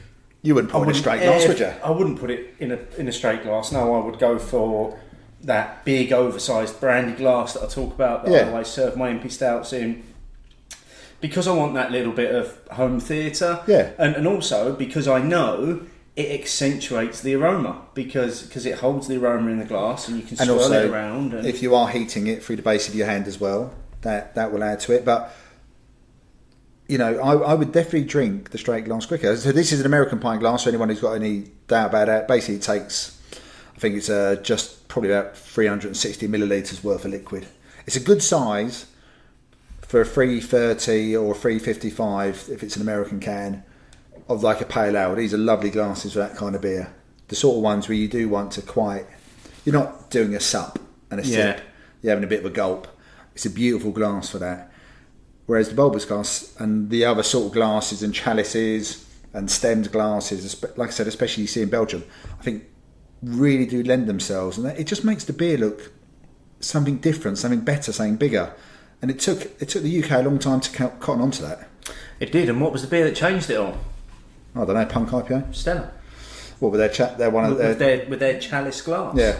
Oh, was it the first one? I don't know if it was the first one, but it's certainly the first one that I remember it being a thing that they made. Oh, they made it a thing as well. They made it a thing, and there was theatrics around it. And I think that was way before we had craft beer bars selling beers in tulip glasses. Yeah. So I again, congratulations to anyone who brought them over. I'm going back to the whole thing about Daisy. I mean, obviously a lot more difficult for us to do it, but I wonder if you were blindfolded, so you couldn't see how the beer looked. But you'd feel the glass. You'd feel the glass still, but I don't think there's any way of doing this blindfolded unless you're not using your hands and somebody's actually feeding you the glass as well. Using a paper straw. Yeah. Yeah. Taste wise, didn't really get much difference, but I know which one I would pour it into usually. Yeah, same here. So I think you and I are probably fairly agreed on that the glassware is important. Yeah, I think the glassware is. Because is it more important for those bigger beers? Does it matter when it comes to pale ales, IPAs, lagers? Do you care how that's served? I do, because going back to original pint glasses, I hate those small half pint versions of those glasses because they look awful. Oh, the half nonic. Yeah, it looks like a third, but it's not an attractive third. I swear they don't hold half a pint. No, I swear they hold less. They look awful, and also, there's often when Michelle and I are out, she wants a half, but she hates those glasses as well. So I've got a pint glass, and she gets this little stumpy thing, which just doesn't look good, doesn't present the beer well. And yeah, again, we've proven it that the taste is fairly much the same. But I think it looks awful. I think a little bit of presentation goes a long way. If you have a half from the craftier range and say the Victoria Inn, they serve that in a different glass. And I think part of that is because they also know they're charging you a bit more. So they know that they're going to present it. They're making a bit of effort on present. They have half pint and pint glasses which sort of suit that range of beers, more trad on the cask range. That's how they do it in there. Or even Spoons have nailed that. If you order anything from Spoons craft range, you get the kind of like the glass that we're drinking out of here. Sort of came in when they brought over the 6 point beers, didn't it? Yeah. I say 6 point beers, I mean resin. On that glorious day, when they started serving resin in Spoons. On that day. That's when that glassware arrived. And everyone said hallelujah. Yeah. But I think that's interesting because from Spoon's point of view, that was them very clearly distinguishing between this is a different beer. Different product. It's a different product. That's what they were saying straight away. Yeah. And I think it does matter. And I don't know why those little half pint glasses still exist. I'd rather have the half pint jug. So what's worse, a half pint nonic or a half pint straight glass? Half pint nonic. I'd take a half pint straight glass anytime. Shall we see what people thought about glassware? Oh, go on. Let's listen to other people's opinions then. Yes, rather than us just ploughing through it. So, Graham Meakin at Graham_Meakin says, once you've been to Belgium a few times, you appreciate it more. Love how each brewery takes pride in not only their beer, but how it's presented, which I think is fairly much what you've said that, haven't yeah. you? James at Gammon Baron said, if it didn't have any effect, we'd be necking it straight from the can or bottle. Taste plus aroma equals flavour. Good point, because we both said we got a bit more aroma on the bulbous glass. It's got far more aroma. To the point where I'm actually contemplating pouring the rest of my straight glass. To be fair, we probably lost the aroma from the straight glass, so that would now just be sensory perception, wouldn't it? I think so, yeah. I think that's long gone. Mark Johnson at Mark N Johnson. Whilst technically not vital, it is clearly a part of the experience. Otherwise, I'd just swig good beers from the bottle or stick them in the glass I drink my orange juice from. And it may be purely psychological, but I love my teku for impies and barley wines, and I don't care what others think. I've got a teku, and I tend to only use it for the Belgian beer, which is called Martin's IPA, because that's the glass I've got is the Martin's IPA one. Much like Mark, I will use it for barley wine because it looks like a wine glass. Okay. And often a barley wine does look and remind you. I'm drinking a barley wine from a wine glass. Oh, look at you. Look I at know. you and Mark. I know. Glassware buddies. I was going to say glassware wankers. That's a whole different podcast. Yeah. Chicken Dipper at Solandergram said, somewhere between the two options. I'm a fan of glassware, I've got loads, and for me it's part of the ritual of drinking good beer to choose an appropriate glass. I think there is a ritual. I mean, when me and Michelle are sharing beers at home, we try to use the similar sort of glasses, if not identical glasses, depending how many pairs we have broken up over the years and through various moves, etc. But yeah, I think the Fiat. But going back to that the theatre's nice and the ritual's nice. And if you're at home and you can choose to do it, why wouldn't you? Well, let's be honest. How long did we spend tonight choosing the pairs of glasses that we were going to use just for this part? We could have started the recording about 50 minutes earlier. Yeah, I mean, I posted a picture just before we started recording that had your side that we're recording on here. Just covered in glassware because we were like, well, what's going to work? And I think that the ritual is nice, and when you've got the choice of it, I think it goes back to the glassware. If you were at some sort of function and they served you champagne just in a wine glass, you'd go, why have you not put that in a flute? Yeah. And even white wine and red wine have slightly different glasses at times as well. If you lay it for a meal, if you're going for like a silver serve or something, it will have different glasses for the white wine and the red wine. They said a brandy, you wouldn't expect that to come in a whiskey tumbler. You want that to come in a brandy glass. Well, and I know you hate me mentioning it when it's the middle of the summer, but when I choose my 12 beers of Christmas, I also... but you started choosing them in January. Part of that is that it's choosing the right glass to go with the drink every night. That's part of the ritual, much like Graham was saying there. That's part of the ritual for me, is that I will be like, right, okay, I know I've got a big impy stout coming up. So I'm like straight away. I'm like, well, that's my big brandy glass. That's going in there. But then I'll maybe have the cupboard open and I'll see another one. I think, ooh, maybe that'll work tonight. Maybe we'll be a bit cheeky and go for something else. But yeah, I think it's part of the whole experience, isn't it? Choosing the glassware, which is why all of us have cupboards and cupboards full of glasses. Way too many. Like I said, when I moved, I ended up ditching a whole load of glasses, but I've kept the ones which I think look aesthetically pleasing on their own. So Dan at DC Craft Feed agree with most that it doesn't make a big difference, but when beers look as great as they do, most of the time they deserve to be displayed and enjoyed in a nice glass too. I have a cupboard full of beer glasses and I still buy more when they appear. I'm trying to stop doing that, but failing a lot of the time. It's when the latest craft glass comes out, it's like, I think I need that. It's craft glass envy. Yeah. Yeah, I mean, we've got some out. So Pete at Hops and Hoops. When drinking at home, I'll use appropriate glassware for the beer I'm drinking. But when I'm out, I'm not fussed as long as the glass is clean. Don't want to see those bubbles clinging to the side of the glass. So I think everyone agrees with that one. Yeah. And also, not just that, the dishwasher hot. Again, agree with I that. think there's nothing worse than that, is that getting a nice cold lager served in a hot glass. It's like brilliant. You've just killed everything that I was looking for. I like this next one is brilliant. So this is from Peter Allen at Photo Digital Art. I once asked for a carling to be served in a Beck's Veer glass. I was refused by the manager, who said it was passing off. I told her she was wrong, but she wouldn't budge. I wanted the Beck's glass because I knew it'd be room temperature. Carling glasses were all hot from the washer. Now that's just, I mean, that's observation, isn't it? You've just seen all the glasses. That was very good, actually. And it's interesting because, I mean, that one did spin off. There was a discussion. There was a separate conversation which came out about that. Legality, wasn't it? Yeah. And I think that comes back to that passing off comment, that maybe you're not allowed to serve one product in another in a vessel, in a branded vessel. Yeah. It was from the Petersgate Tap at Petersgate_tap. Actually, the wrong branded glass is illegal. It's suggesting something you're not getting.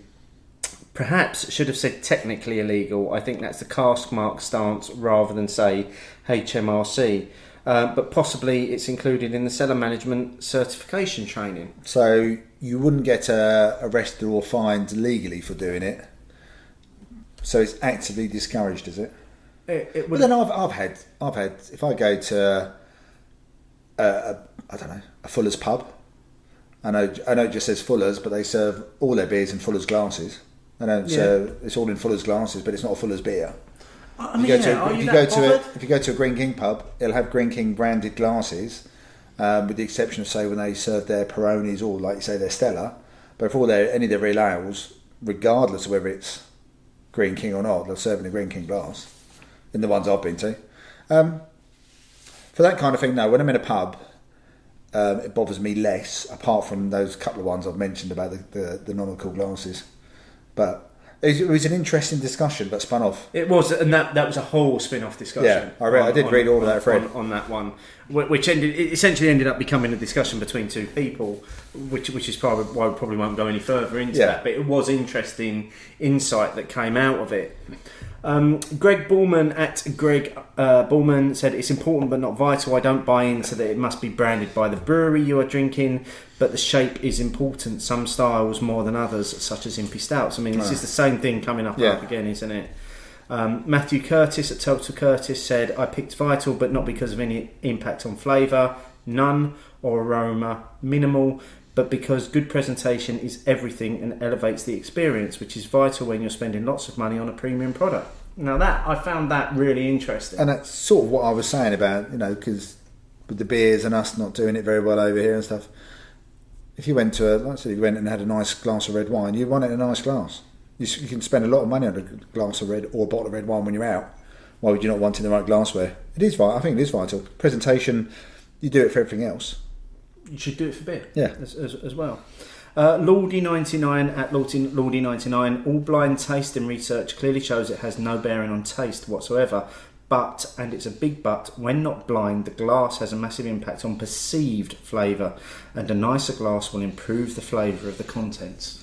Which is fairly much where we sort of came out on our very scientific test. Yes, in a controlled environment, which we could see from the outset. Simon Clark at Simon Carbon, it has a debatable impact on flavour but undoubtedly adds to the theatre of pouring and drinking a beer. If you are serious about beer, you should be serious about glassware. That's that again, and that just harks back to the everybody's got cupboards of glasses. Yeah. And then we had the one of our standard comments. I wanted the third option here. It can affect flavour and aroma perception, so for some beers the right glass is important, but a lot of the time it probably doesn't make much difference. I still like a branded glass though. That's from Sean O'Reilly at Uncrulia. So we had a Market Million Bevs. Craft is covered below, but when you buy a macro lager and it gets served in a bog standard pint glass, you're lucky if the beer stays fizzy after the first 2 or 3 sips. That's a good point actually, because those branded glasses and the Stella one has those little...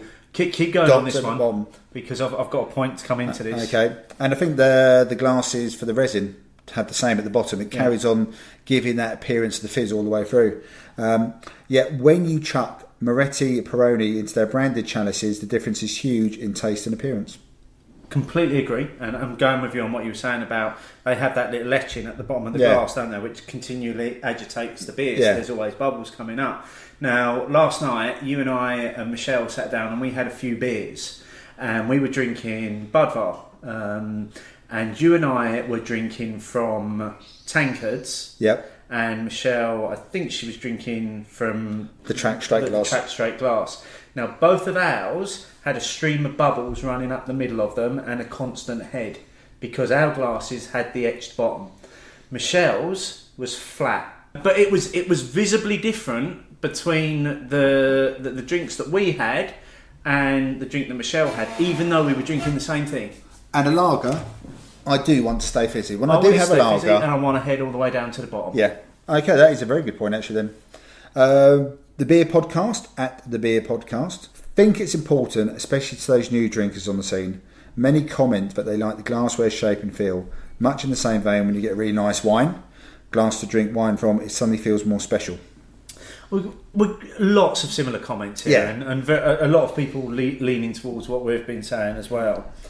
And then just to finish off with, we had 3 Boys, 3 Beers at 3 Boys, 3 Beers, who a weekly podcast. If you've not listened to them yet, it highly recommended to give them a listen. I could just stop. I need to stop doing weekly. It's hard to keep up with a weekly release, yeah. I vote vital, but like everyone else, with a substantial caveat. It's not about an objectively right glass, but the subjectively right glass. Some of our customers at the bar can't imagine using anything less than a pewter jug. I can't imagine wanting to. Now, you recently took your jug on an adventure, didn't you? Yeah, well, that's the bit I didn't add, because the Harwich Beer Festival has always done... bring your own tankard. It's either plastic glass or tankard. Plus, you get a free half pint if you bring a tankard with you as well. So my tankard gets a bit like my DJ. My tankard gets a 1 year visit to somewhere.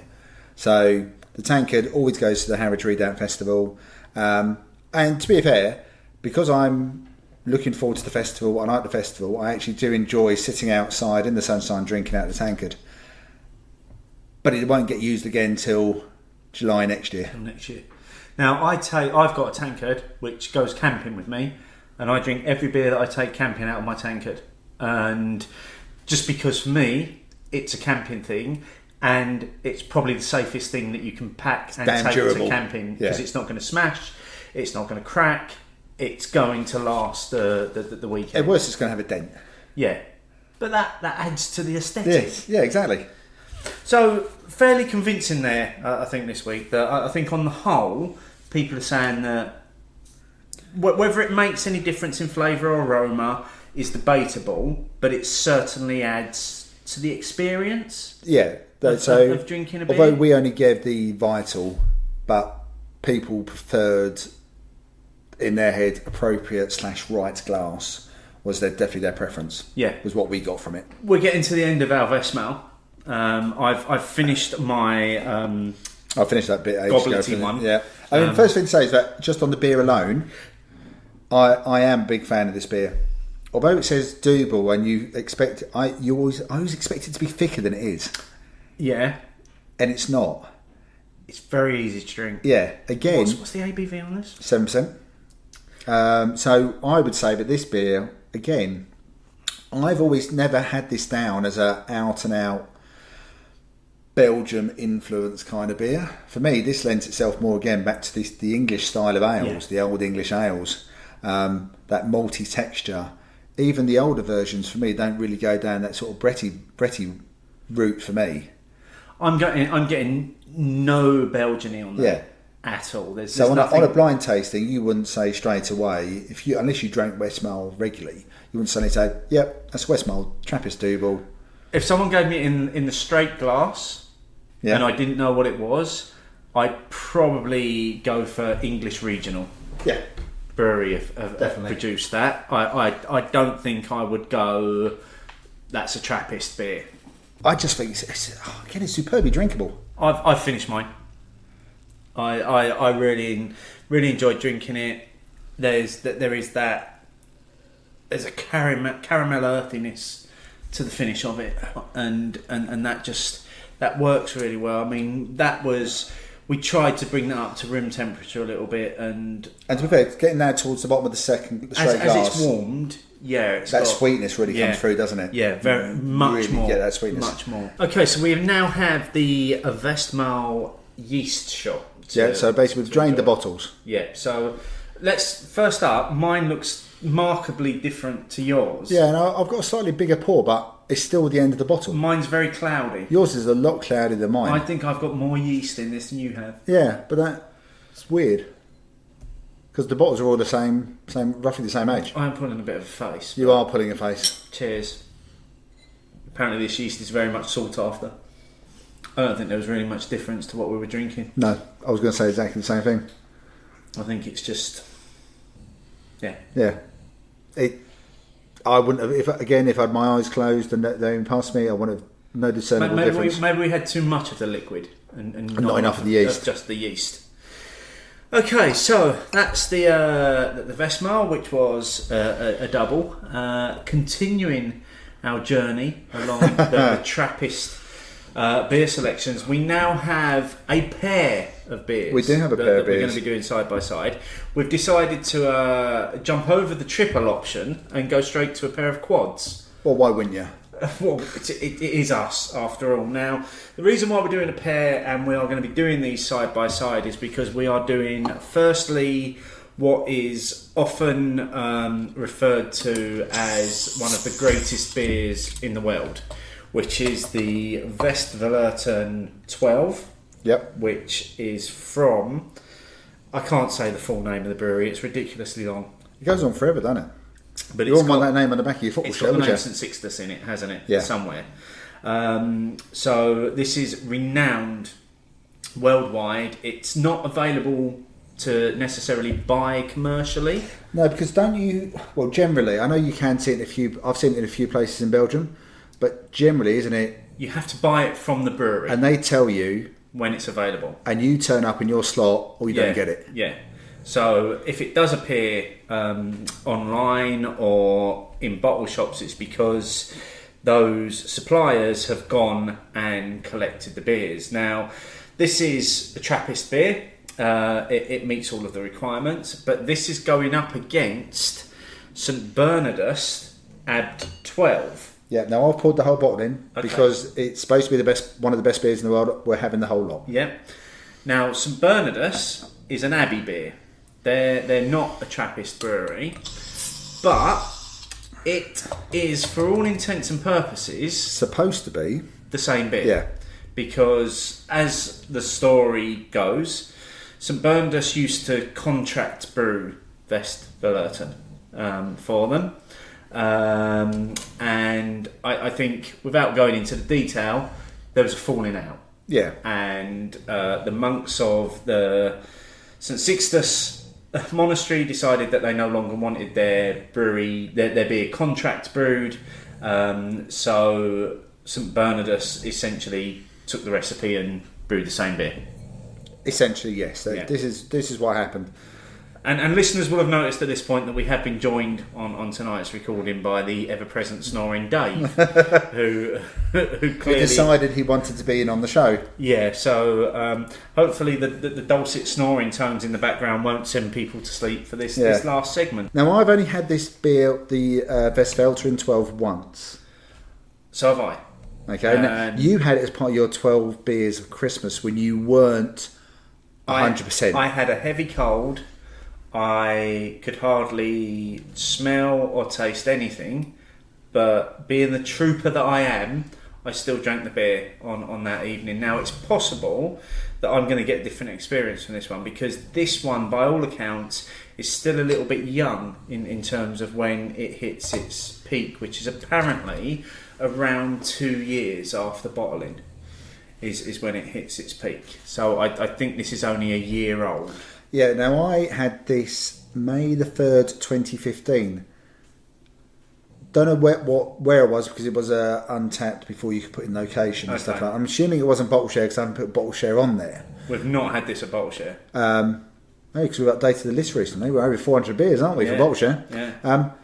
I put down nice, but a bit of menthol, which suggested to me that maybe it was a little bit oxidised. That's interesting. Menthal's a really interesting. That's what I wrote. That's all I wrote down. So I think I still liked it, but I think I was one of those times. You know, when it's a hyped beer. Yeah. In the beer world, it is. Well, it is, but it's hyped. I think purely by how difficult it is. by its rarity compared to the St Bernardus, which you can get much more readily available. It is commercial. Yeah. Now, I will say now, massive thanks to Paul at Two Brews in Colchester, who came across a crate of this, and he did let us have a few bottles. We did buy them from him, but he let us have a few bottles of this, and obviously specifically this one for the show as well. So we've got to go with the festival. So we've got to go there. This is in the Tint Meadow glasses. Yep. So cheers. Bready aroma for me. Yeah, little bit of They've taken the liquid bread literally. earthy. Yeah. As well. Oh, it's really smooth. That is. It's really smooth. There's it's almost like a boiled sweet type of sweetness to it. Yeah, maybe a little bit hints of pear drop, maybe on that. Yeah, there is because pear drops weren't my favourite of the old school boiled sweets. So let's try the Abs 12 against I have that. had this a few times, and I'm a big fan of this range of beers. Oh, that's a completely different nose. Yeah. None of that sort of bready aroma, is there? There's toffee there. There's again maybe a little hint of copperiness. Yeah, but not to the same extent as we had on the Westmalle. I don't think. Initial taste is loving the St. Bernardus. It's smooth, but then it's got this really roasted finish. Yeah. Like really hints of roasted like flavours coming through on the end there. That's just gorgeous, though. I mean, they do taste different. I suppose to have done this purely in a scientific manner, we would have had to have got bottles that were bottled at the same time and with the same age and had developed at the same way. Because obviously, I mean, the Westvleteren firstly has no label, so we're basing on the fact that that's what makes it so. Well, no, it's on the bottle cap. It's got the date bottled on the bottle cap. So what's that best? So it was the 22nd of the 11th, 20. Okay, and this best before says 04/11/21. Yeah. On the St. Bernardus, but I mean, I've always been I've again, because I've only had the Westvleteren once, but I've always been a big fan of the St. Bernardus range because you have the 8 and the 10 and the 12, don't you? Yeah, and they do a special for Christmas as well, don't they? Yeah, and I've had that as well. I think. I've always enjoyed these because these come in 750s as well. Oh, do they? With a cork. Wow, nice presentation. Exactly. Who doesn't like that? But a little bit more commercial. Just a little bit more commercial. Okay, so while we tuck into this, let's get on to the part of the show that everybody loves, which is where people have had a say about what we've been up to and they get their name read out. Let us know, write it down. Let us know, write it down. Let us know your thoughts and bitter and lingerness. Write it down. So first up we had Miles Lambert at Miles Lambert. Interesting show this week, lads. Keen to try those alcohol-free beers. Never thought I'd say that. As for barbecue beers, I think of them as being supermarket-style beers. I enjoy a mini keg of Adnams Ghost Ship barbecue last year, 5 litres for 15 quid. # opinions. It's fairly much I what don't think we're going to disagree with what Miles said there, have we? Second comment also from Miles as well. So also said this was due around the conversation that we were having about length of the shows. He said, don't apologise, and whatever you do, don't ever edit the show shorter. It's a real life conversation, not the best bits of a chat that you two had. Makes it real and authentic. I like the fact he thinks there's best bits in there. Yeah. Excellent. I've never known anyone to refer to it as best bits before. Next up is from Mark at Beer Marky, who I met on Saturday at the London Craft Beer Festival. Sort of bumped into him and he said, "Oh, I know you. You're Steve from the Beer O'Clock Show podcast, aren't you?" And I was like, "Yeah, hi." So we had a good chat, and then he tried your recommendation, didn't he? Because I saw him coming out of the Thornbridge area, and I said to him, "You have to try this." And then he went and got in the queue and he tried it, and his feedback was, okay, beer blend recommended by Beer O'Clock Show is incredible. Buxton Brewery double strawberry ice cream and Thornbridge Lucaria salted caramel, both amazing singular, together amazing. In block capitals. In block capitals. But do you know what? That sentence, that bit there which starts Buxton Brewery and finishes in the word caramel, anyone outside of the beer world reading that has no idea we're talking about beer. No, not with those flavours. Double strawberry ice cream and Lucaria salted caramel. If you'd even said 5 years ago, perhaps, those two beers, A being two beers separately, at a beer festival, and then someone having the bright idea of mixing them together, blending them, you go, what? Really? What are you doing? Yeah. And you're not a fan of blending, are you? You think beers are designed to be singular in the way they were presented by the brewer? Yes. I have probably waned slightly on that. Not because I've particularly tried it myself, but just from what other people have saying. So, you know, your comments about this one and other people saying it about that little blend. And just a few other little bits and pieces. I still believe if they, you know, the brewer should just make the beer. I think it's when they, there's a little rash of the black and tan. Yeah. None of that really worked for me. I don't get the black and tan. I felt like I was wasting some on my beer. Yeah, I don't. If I'm enjoying an IPA, I don't suddenly want to put an Impy Stout in it. Whereas when we did those weird beard and time and tide beers, they brewed each beer and then they did the blend. You had that blended beer at the end almost, didn't you? And they had blended it the way they thought it was going to be best. And didn't we, way back on the pilot show for this, didn't we blend the Petrus sours? As Again, well? but they did, that was sort of like a recommendation as well, wasn't it? Petrus. Not Petrus. Petrus. but the Petrus beers, they sort of recommended it as well, didn't they? And we sort of played about with what sort of measurements and things like that. So, yeah, I think there probably is a place for it, but I think it just needs to be the right beers as well. Yeah. Well, I think there's probably a show in itself on blending. Oh God, that could be messy. When is a show not? Let's be honest. We're finishing on 10% beers on 2 quads. Yeah. And the last one, and this is one that I think you're going to relate to more than me. Is it wrong to spend the last 2 miles of a bike ride really wanting an ice cold Stella at UK Cycle Chat at UK Tri Chat #opinions, and that's from Rob Dixon at Rob Dixon UK. Not at all. The heat we've been having recently, I'd really be interested to see if lager sales have gone up. Because I know that in I think it was the Morning Advertiser, summer of lager, but on sales have gone down. But I'd love to know if they could break that down into lager sales. Yeah, I think lager sales have gone through the roof this summer. Because I met up with an old colleague of mine before I went off on holiday, an old boss of mine, and it was only a 10-minute walk to the pub from the office, but it was a really hot day, 12:30. I saw Camden Hells, and I just went Camden Hells, and then I had another Camden Hells. It just seemed like the perfect beer to have at that particular time. I mean, for fuck's sake, mate, there is a national Rheinbacher shortage in Aldi of cans. You cannot get cans of Rheinbacher. Yeah, but that's your fault. I don't think it's solely my fault. Large part of it. But I just, I honestly think it's been the summer of lager. I think the weather has lent itself to it perfectly. Yeah, definitely. If there was ever a season which has been like crying out for it, and then with the football that we had, with the extended run that England had in the tournament as well, lager sales have got to have gone up, surely. Oh, without a doubt, you would hope, wouldn't you? Yeah, you would really hope.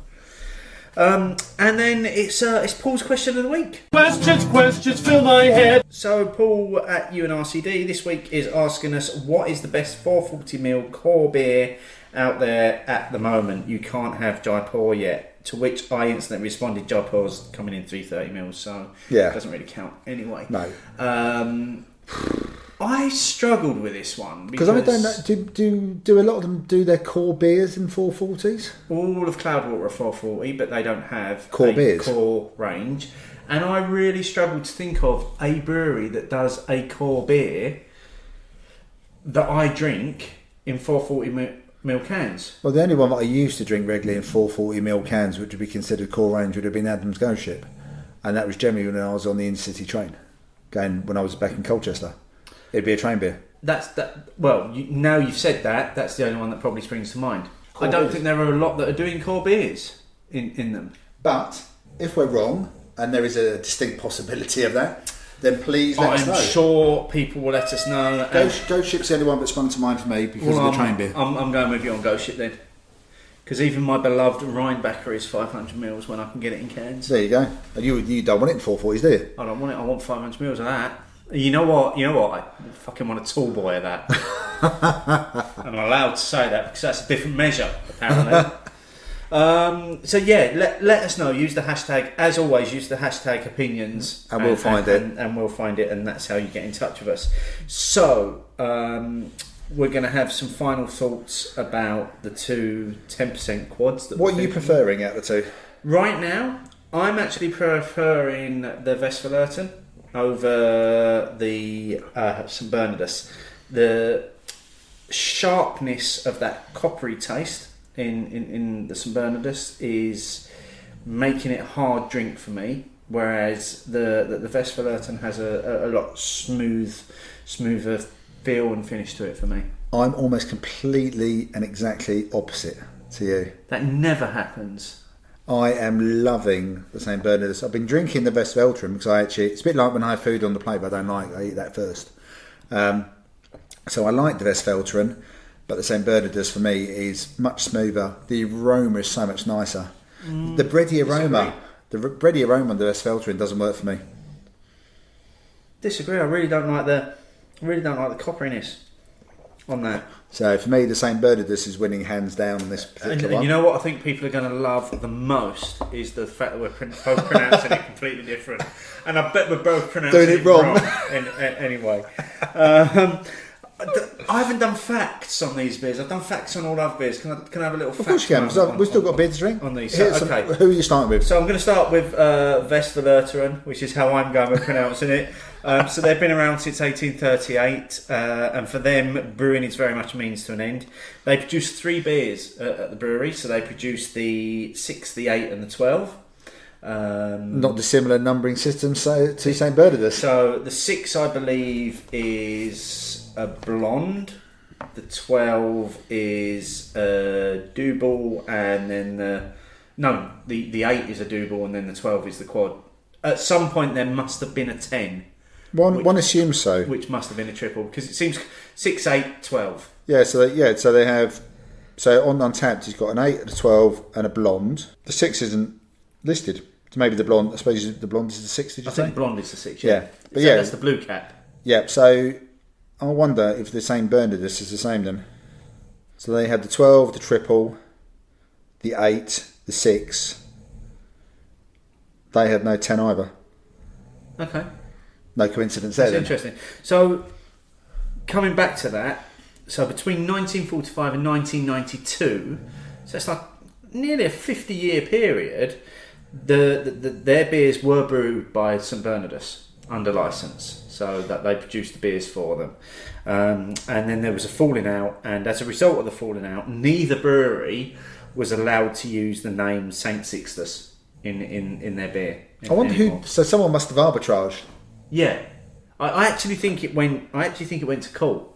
There had to be over it for that to have That would have happened. been interesting. And that is really interesting because the Westvleteren Abbey, with its huge long name, is the Abbey of Saint Sixtus, but they're not allowed to use that in relation to the name. Yeah, of the beer. there must have been some sort of arbitrage going on. Yeah.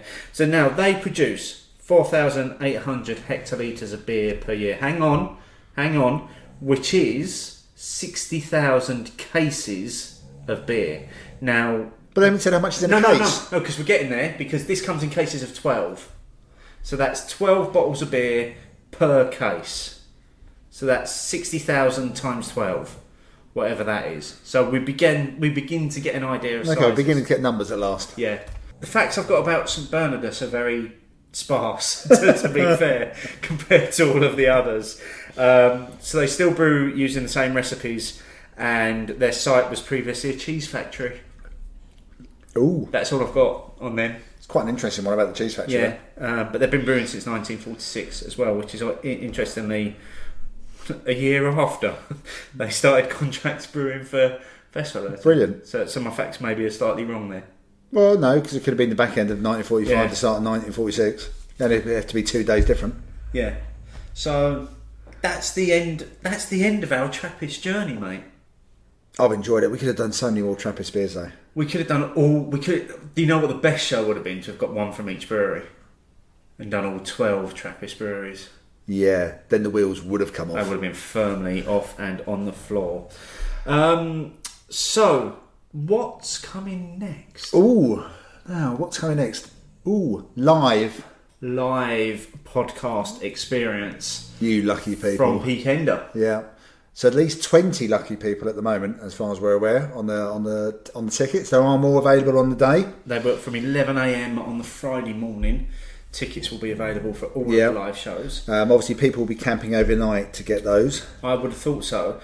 We've already got a list of listeners that have already mentioned that they're going to be in the tent with us as Yes. we do our live show. I just want to give everyone a shout out. So Adam Nicholson at Adam Nick, James at Gammon Baron, Daisy at Daisy_Tanel, James Beeson at JD Beeson 16, Mark Johnson at Mark and Johnson, and Simon Clark at Simon Carbon. Those are just a handful of the people that are going to be joining us for the live experience. Hopefully, our listeners will be able to join us for that experience as well, because we are going to be recording it. Yep. And we would like to give you all the opportunity to ask any questions that you may want us to put to the esteemed Thornbridge panel that are going to be on stage with us. Yeah, well, looking forward to that. Yeah, so we've got, not only have we got Simon, who's the COO, we've got Simon, who works at Thornbridge, and I have it on good authority that we have Rob, who is the head brewer. No, I'm looking forward to that. I mean, as well. You know, I'm looking forward to. I've never really been to the Peak District before, so I'm looking forward to the Peak District. Yeah. I'm looking forward to seeing what Peak End is like, because Mark Johnson wrote a really good post about it, didn't he, before, about how just lovely it was. But no, I'm looking forward to the excitement of doing it. Obviously, you've done live shows before, Steve. I have, but in a very different environment. Yeah, it was a smaller and more enclosed space at Hotspur and Black, but you've done the live show, so this will be my first one, but I am looking forward to it. And it would be great to meet and see some of the people either for the first time or people we've met before. Well, we're gonna try and keep it high on audience participation. Yeah, that's key for us. But we do want to give our listeners an opportunity to get involved. They'll as well, also be high on Jaipur consumption. That too. If you do want to ask a question of our panel, now is your opportunity. Use the hashtag Hopinions Live, and we will pick up some of your questions, and we will hopefully get an opportunity to ask them to our panel as part of the live show. Yep, and if you do get the chance and you are up there, even if you can't get to the show, let us know you're up there and we'll bump into you. Hopefully have a beer, because we're there all day. Yeah, we're there for the day with our families, and I've got Michelle with me as well, so look forward to it. Yeah. And then after that, because we are then we're gonna have a bit of a summer break. Yeah. So we're gonna have a few weeks off of recording. So you do have the next Opinions on Films coming up as well. There can only be one. No, there can be only one. Oh, damn! Come on! I can't believe you got that one wrong. Damn. Where we talk about Highlander. Yes. And drink lots of Scottish beers. All the Scottish beers. And nearly. And some Irish whiskey. Yep. And because we didn't drink enough Scottish beer. Absolutely not. Because drinking 8 and 9% beers at the end of that film was a hell of a lot of fun. And it was good fun reviewing the film, actually. Yeah. And then our first show back for, I suppose, next season will be our second birthday special. There is a sour show coming up. I have now purchased those beers. Steve doesn't know what they are. They are hidden away, and it's a little bit of a sour journey. And we are hoping to do a little bit of live periscoping also while we're recording. When I say live periscoping, I mean showing what we're drinking and Steve's face. Yeah, as long as it doesn't detract too much from the audio recording. Well, that should be fine. There'll be a moment when you're putting a face which won't be recorded anyway. So that's true. That's true. So yeah, we've got a lot coming up. Yeah. I think we're going to retire to finish our two quads, because I don't think we're going to get those finished before the end of the show. Although I say that, but mine are looking quite low. I'm still definitely on the St. Bernardus side. I'm still on the Westvleteren. I might let you have the rest of my Westvleteren, and I'll take your St. Bernardus. I am happy with that swap. Okay. And on that fantastic note, cheers.